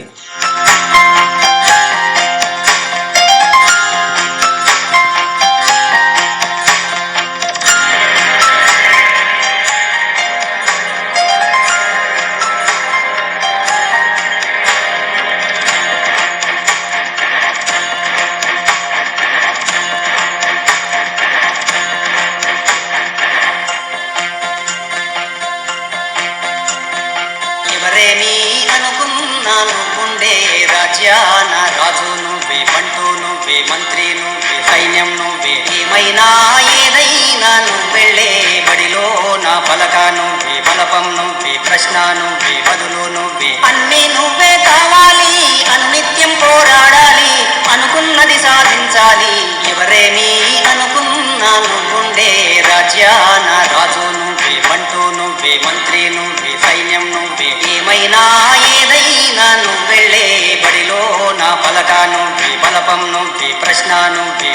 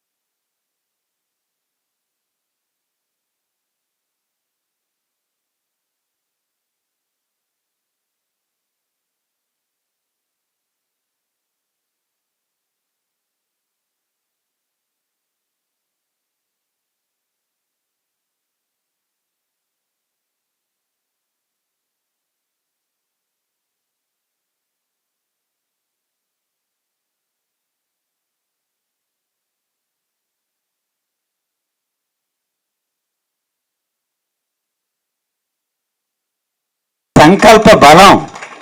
నేను చేస్తాను, తోడి పోస్తాను.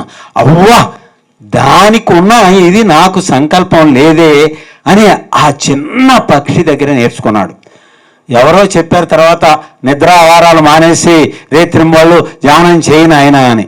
శరీరం చిక్కి శల్యం అయిపోయింది, మొత్తం ఎముకలు బయటపడినాయి, వెళ్ళిపోయేది. ఊరిని నడుస్తా కింద పడబోయే ముందు ఒక సుజాత అని సామాన్య స్త్రీ ఆయన హక్కు చేసుకుని, స్వామి శరీరం ఉంటే కదా నువ్వు ఏదన్నా పొందటానికి అని తను తినే అక్కడికి పలహారం తీసుకెళ్ళి ఆ గుడిలోకి తీసుకెళ్ళి ఆ పాయసాన్ని నోట్లో పెట్టి మధ్యే మార్గం, ఇది కావాలా ఇది కావాలా, ఇది ప్రాపంచికం, ఇది ఆధ్యాత్మికత. ఈ ఆధ్యాత్మికత లేనప్పుడు ప్రాపంచికం అంత దుఃఖంగా బాధగా భయంగా అనారోగ్యాలతో సమస్యలతో ఇదేంట్రా ఉన్నది, ఇదేంట్రా జీవితం అనిపిస్తుంది. ఇదేంటి, ఇది ఆధ్యాత్మికత. ఇది లేదే అది లేదు. దేహమే ఎస్, లోపల ఉన్నది నా స్వామి ఉన్నది, నేను ఉన్నది. ఆ ఆత్మ ఈ దేవాలయాన్ని ఆ గుడిలోకి వెళ్ళేటప్పుడు ఎలా అంటున్నాం, స్నానం చేస్తున్నాం, అలా చేస్తున్నాం, ఇది చేస్తున్నాం. కానీ ఈ దేవాలయం గట్టిగా నేనంటే నాకు వినపడి సావట్లా. నేనంటే ఒక గిల్లుకోండి, నేనంటే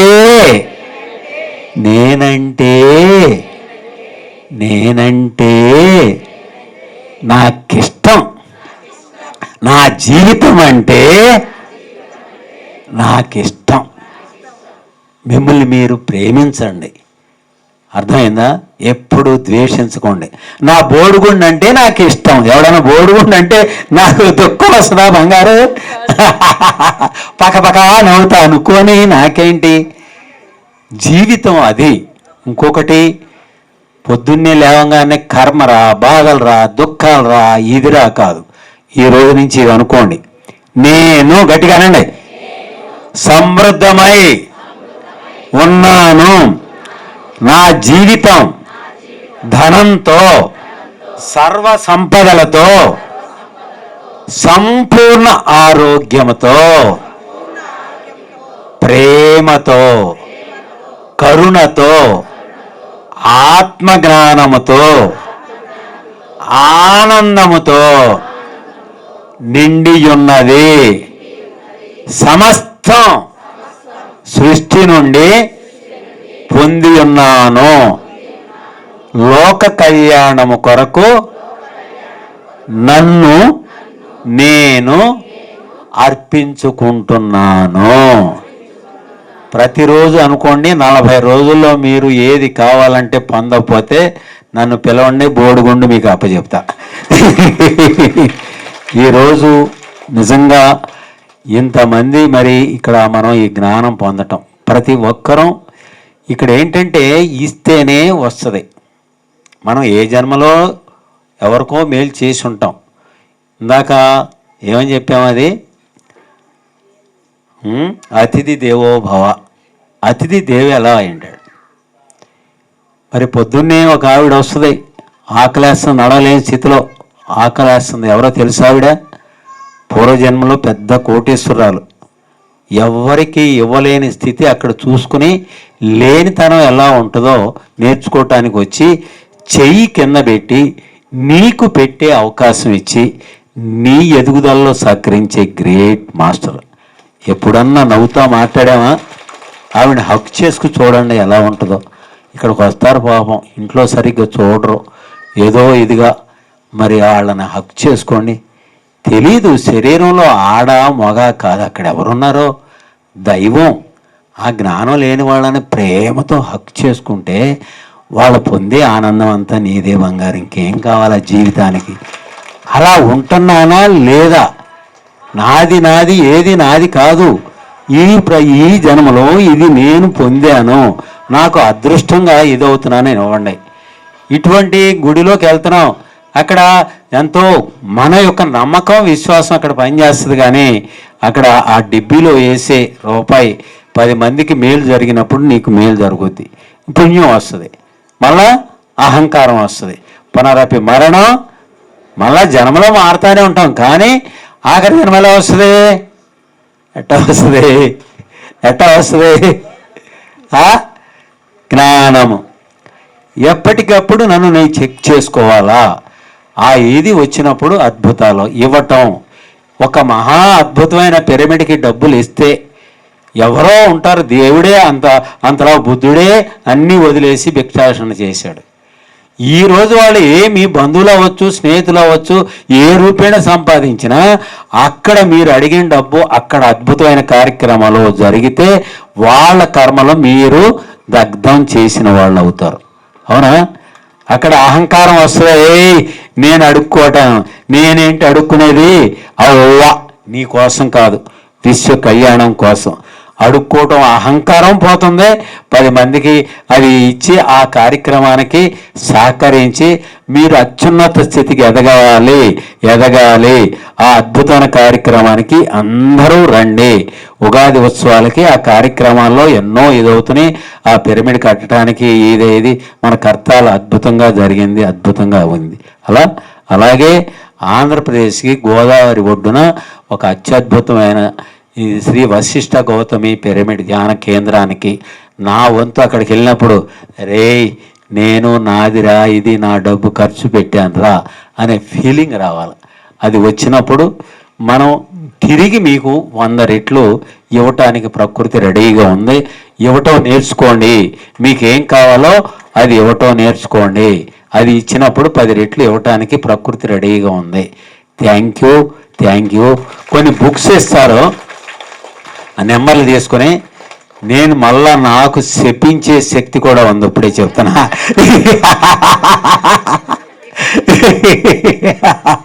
అవునా? నాకు ఆ శపించే శక్తి కూడా ఉంది. ఏంటి? నాకన్నా అద్భుతంగా ఆనందంగా జీవించాలా మీరందరూ అని కోరుకుంటున్నా. అవునా? అంటే జ్ఞానం తెలియనప్పుడు, కోపం వచ్చినప్పుడు ఎవరినో శపిస్తే అది తిరిగి మనం పొందుతాం. తెలియదు. అది ఒక్క క్షణం ఆ కోపంలో మొయ్యకూడదు. అది కోపం రాకూడదు అనుకోకండి.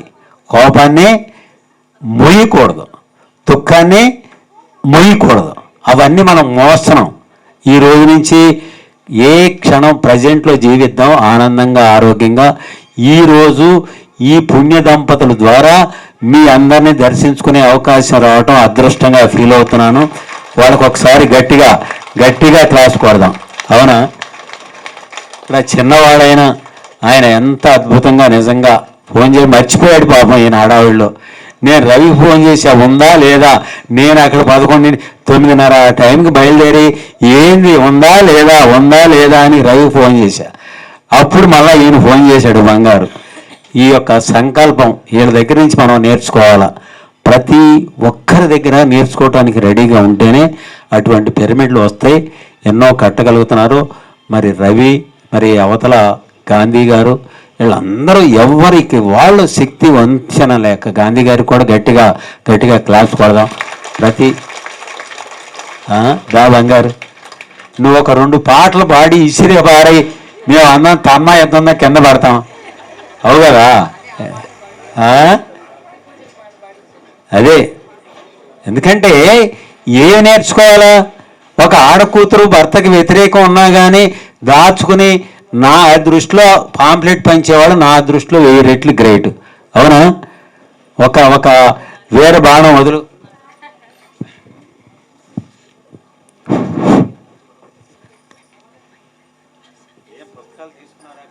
ముందుగా మరి బ్రహ్మశ్రీ సుభాష్ పత్రిజీ గారికి మన యొక్క ప్రణామాలు తెలియజేద్దాం.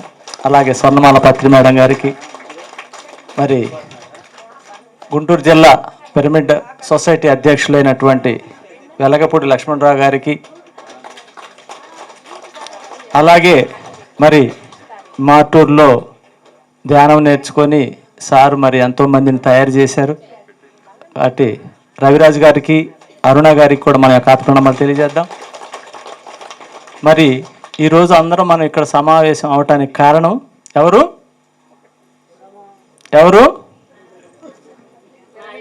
గన్నవరపు వెంకటేశ్వర్లు గారు, పద్మావతి గారికి మన యొక్క ఆత్మ ప్రణామాలు తెలియజేద్దాం.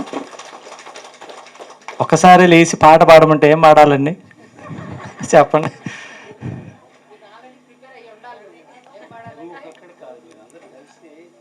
మరి ఇందాక ఎంతో అద్భుతంగా పేరు మేడం మీ పేరు అసరున్నీసా అంట, అతరున్నీసా. చూడండి, ఒక ముస్లిం వ్యక్తి అయ్యి మాంసం లేకపోతే జీవించలేనటువంటి ఒక వ్యక్తి ధ్యానం ద్వారా మరి ఈరోజు ఆ మెసేజ్ ఎక్కడి దాకా వెళ్తుందో ఒక్కసారి ఆలోచించండి. ఈ భూమి మీదకి మనమంతా వచ్చాము అంటే ప్రతి ఒక్కళ్ళు కూడా మనం మానుకొని ప్రతి ఒక్కళ్ళకి కూడా తెలియజేయాలి.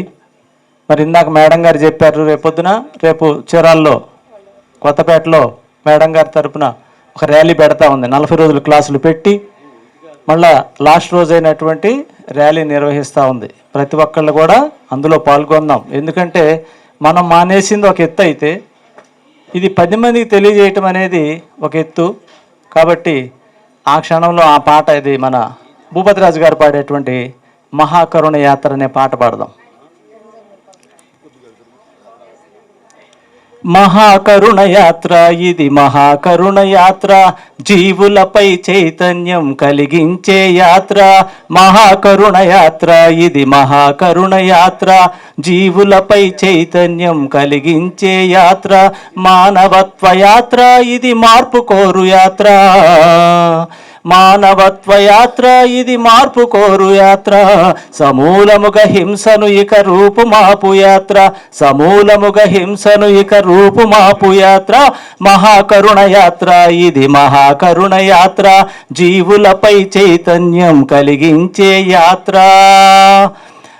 రూపాలు వేరైన గాని జీవమన్నదొకటేగా, జీవుల వేరైన గాని జనన మరణం ఒకటేగా. శరీరాలు వేరైన ఆత్మ అన్నదొకటేగా, శరీరాలు వేరైన ఆత్మ అన్నదొకటేగా. ఆత్మలలో ఉండే పరమాత్మ తత్వం ఒకటేగా, పరమాత్మ తత్వం ఒకటేగా. మహాకరుణ యాత్ర ఇది మహాకరుణ యాత్ర, జీవులపై చైతన్యం కలిగించే యాత్ర. విజ్ఞానం ఆకాశపు టంచులనే తాకుతున్నా, అంధకారం పాతాళానెందుకు దిగజారుడన్నా. ఆధునికత అంటేనే జీవుల బలి చేయడమా, ఆధునికత అంటేనే జీవుల బలి చేయడమా. ఆటవికపు అలవాట్లను కొనసాగిస్తుండడమా, కొనసాగిస్తుండడమా. మహాకరుణ యాత్ర ఇది మహాకరుణ యాత్ర, జీవులపై చైతన్యం కలిగించే యాత్ర. మానవత్వ యాత్ర ఇది మార్పు కోరు యాత్ర, మానవత్వ యాత్ర ఇది మార్పు కోరు యాత్ర. సమూలముగా హింసను ఇక రూపుమాపు యాత్ర, సమూలముగా హింసను ఇక రూపుమాపు యాత్ర. మహాకరుణ యాత్ర ఇది మహాకరుణ యాత్ర, జీవులపై చైతన్యం కలిగించే యాత్ర. పత్రిగారు చెబుతున్న పవిత్ర సందేశాలు, జీవన ముక్తుల చేసే దివ్యమైన సూత్రాలు. అహింస జగతిని కోరి కదులుతున్న జననాలు, అహింస జగతిని కోరి కదులుతున్న జననాలు. హంసను జగమంత విస్తరింపజేయు కిరణాలు, విస్తరింపజేయు కిరణాలు. మహాకరుణ యాత్ర ఇది మహాకరుణ యాత్ర, జీవులపై చైతన్యం కలిగించే యాత్ర. మహాకరుణ యాత్ర ఇది మహాకరుణ యాత్ర, జీవులపై చైతన్యం కలిగించే యాత్ర.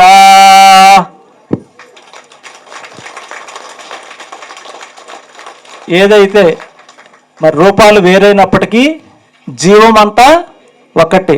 జీవుల వేరైనా కానీ జనన మరణం ఒకటే. శరీరాలు వేరైనా ఆత్మ అన్నది ఒకటే. కాబట్టి ఆ జీవుల్లో ఉన్నది ఈ లోపల ఉన్నది అంతా ఒకటే. కాబట్టి దాన్ని 10 మందికి తెలియజేద్దాం. సకల జీవరాశి భూమి మీద హాయిగా ఆనందంగా జీవించే విధంగా మనం అంతా ప్రయత్నం చేద్దాం. అందులో భాగమే మనకిచ్చినటువంటి ముందు ధ్యాన జగత్తు, శాకాహార జగత్తు, పిరమిడ్ జగత్తు, అహింసా జగత్ కావాలి. కాబట్టి అలాంటి అవకాశాన్ని ఇక్కడున్న ప్రతి ఒక్కళ్ళకి కూడా ఒక మాస్టర్గా, ఒక ఈ భూమి మీద జన్మ తీసుకున్న మనం ఈ జన్మలో దాన్ని 10 మందికి తెలియజేస్తే ఇంకంతకన్నా ఏం లేదు. కాబట్టి దాన్ని ధ్యానము, శాకాహారము, పిరమిడ్లు అనేవి కట్టించటం మన పని. అందుకే 11 సంవత్సరాల నాటి నుంచి కూడా ఇదే ప్రయత్నం. కాబట్టి ఆ అవకాశంలో భాగంగా నాకు ఈరోజు ఈ అవకాశం ఇచ్చిన ఇక్కడ ఉన్నటువంటి అందరికి కూడా, ఇక్కడ ఉన్నటువంటి మీ అందరికి కూడా, ప్రతి ఒక్కళ్ళు కూడా పేరు పేరున ధన్యవాదాలు తెలియజేసుకుంటా ఉన్నా. Okay, thank you. ఆకలేస్తుందా? ఆకలేయట్లేదా?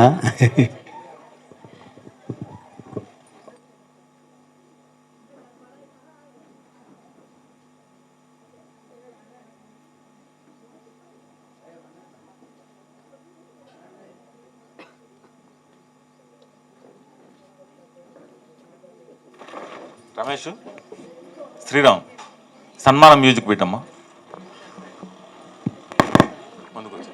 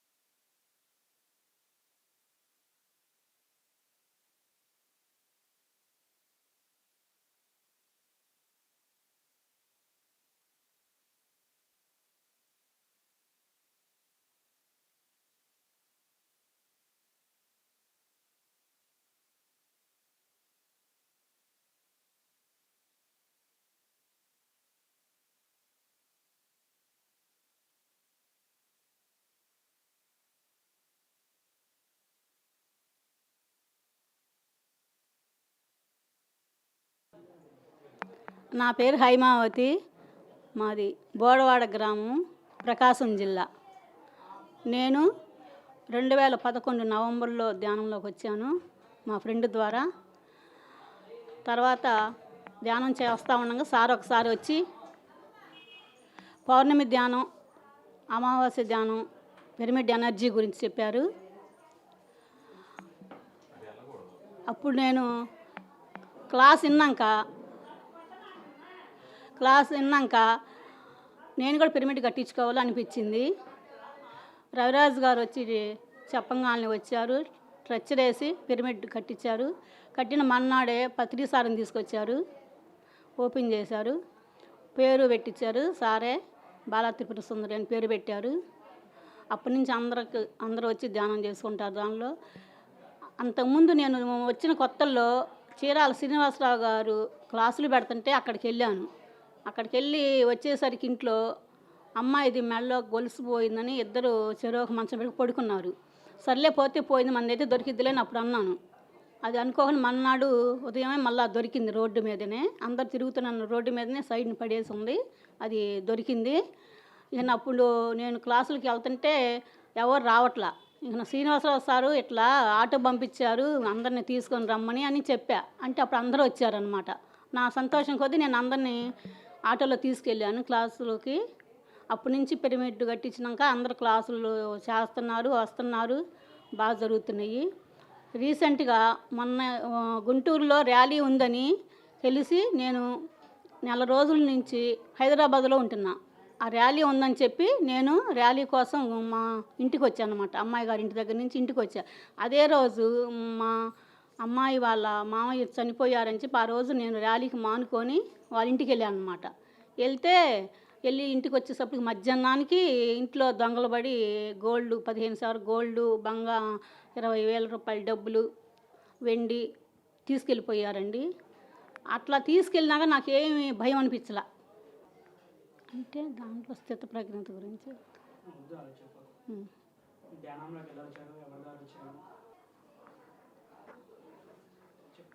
మనం మొదలెత్తుకోమా.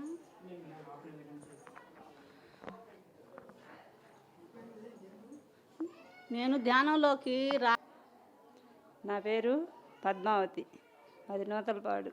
ధ్యానంలోకి 2019లో వచ్చాము. ధ్యాన పరిచయం ఎలా అయిందంటే, మా చెల్లెల వాళ్ళు మార్టూర్లో కేర్ సెంటర్ పెట్టుకుంటే అక్కడికి వెళ్ళి అక్కడ ఓపెనింగ్ రోజు ధ్యానం చేశాము. ఆ విధంగా నాకు ధ్యాన పరిచయం అయింది. అప్పుడు దానికి నాకు టైం లేదే, నేను పొలం వెళ్ళేదాన్ని, నేను ఎలా ఇలా ధ్యానం చేయాలంటే ఎట్లా అనుకున్నా. కానీ అక్కడ చేసి వచ్చినాక నాకు అక్కడ తెలియని శక్తి అనిపించి ఇంటికి వచ్చిన దగ్గర నుంచి నేను రోజు 15 నిమిషాలు కింద కూర్చోలేను. ఎప్పుడు కింద కూర్చోలేని దాన్ని ఒక 10 నిమిషాలు కింద కూర్చొని చేస్తా ఉన్నా.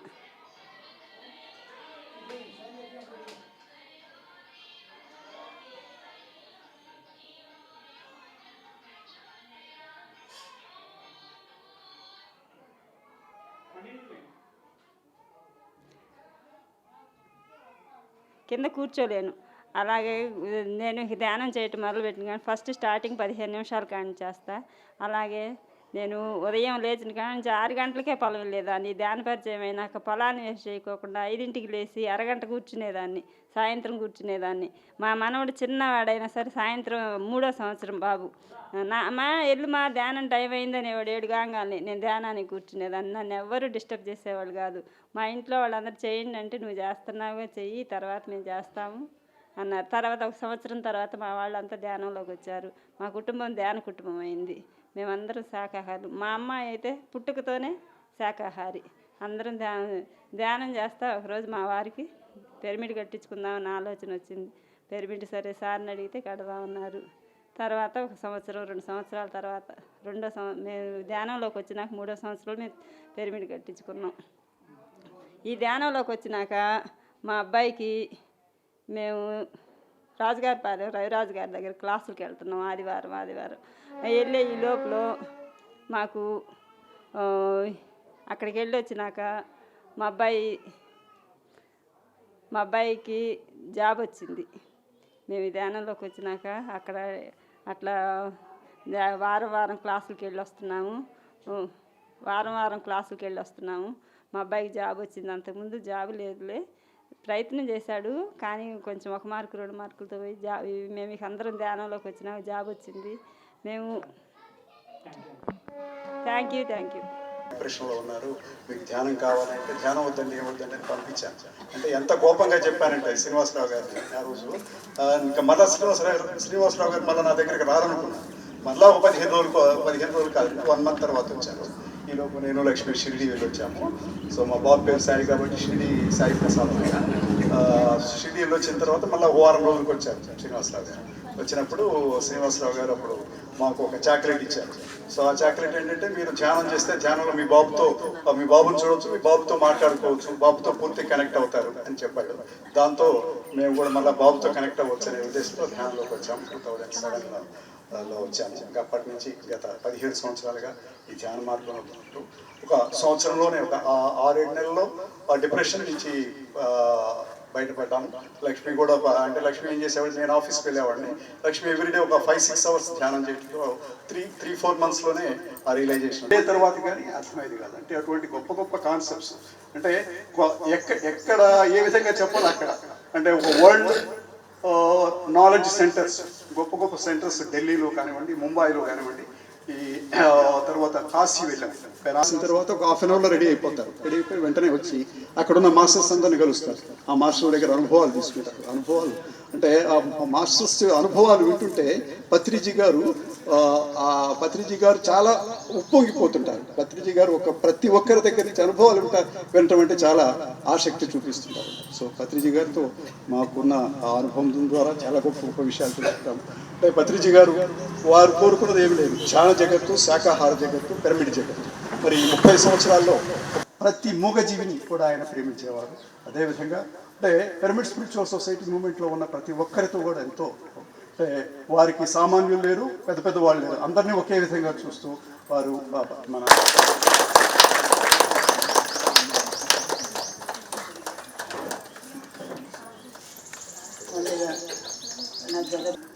ఇక్కడికి విచ్చేసిన ఆత్మ బంధువులందరికీ కూడా నా ఆత్మపూర్వకంగా కృతజ్ఞతలు, ధన్యవాదాలు. ఇప్పుడే చెప్పారు మా వారు, ఒక బాబు కాదు 3 బాబులు. వాళ్ళ 3కి కూడా ఈ జన్మలో నేను జన్మనిచ్చినందుకు, నన్ను జ్ఞాన మార్గంలో నడిపించినందుకు నా ఆత్మపూర్వకంగా కృతజ్ఞతలు, ధన్యవాదాలు తెలుపుతున్నాను మాస్టర్స్. వాళ్ళ 3 మూడో బాబు ఎంతో ప్రేమ తత్వంతో ఉండేవాడు.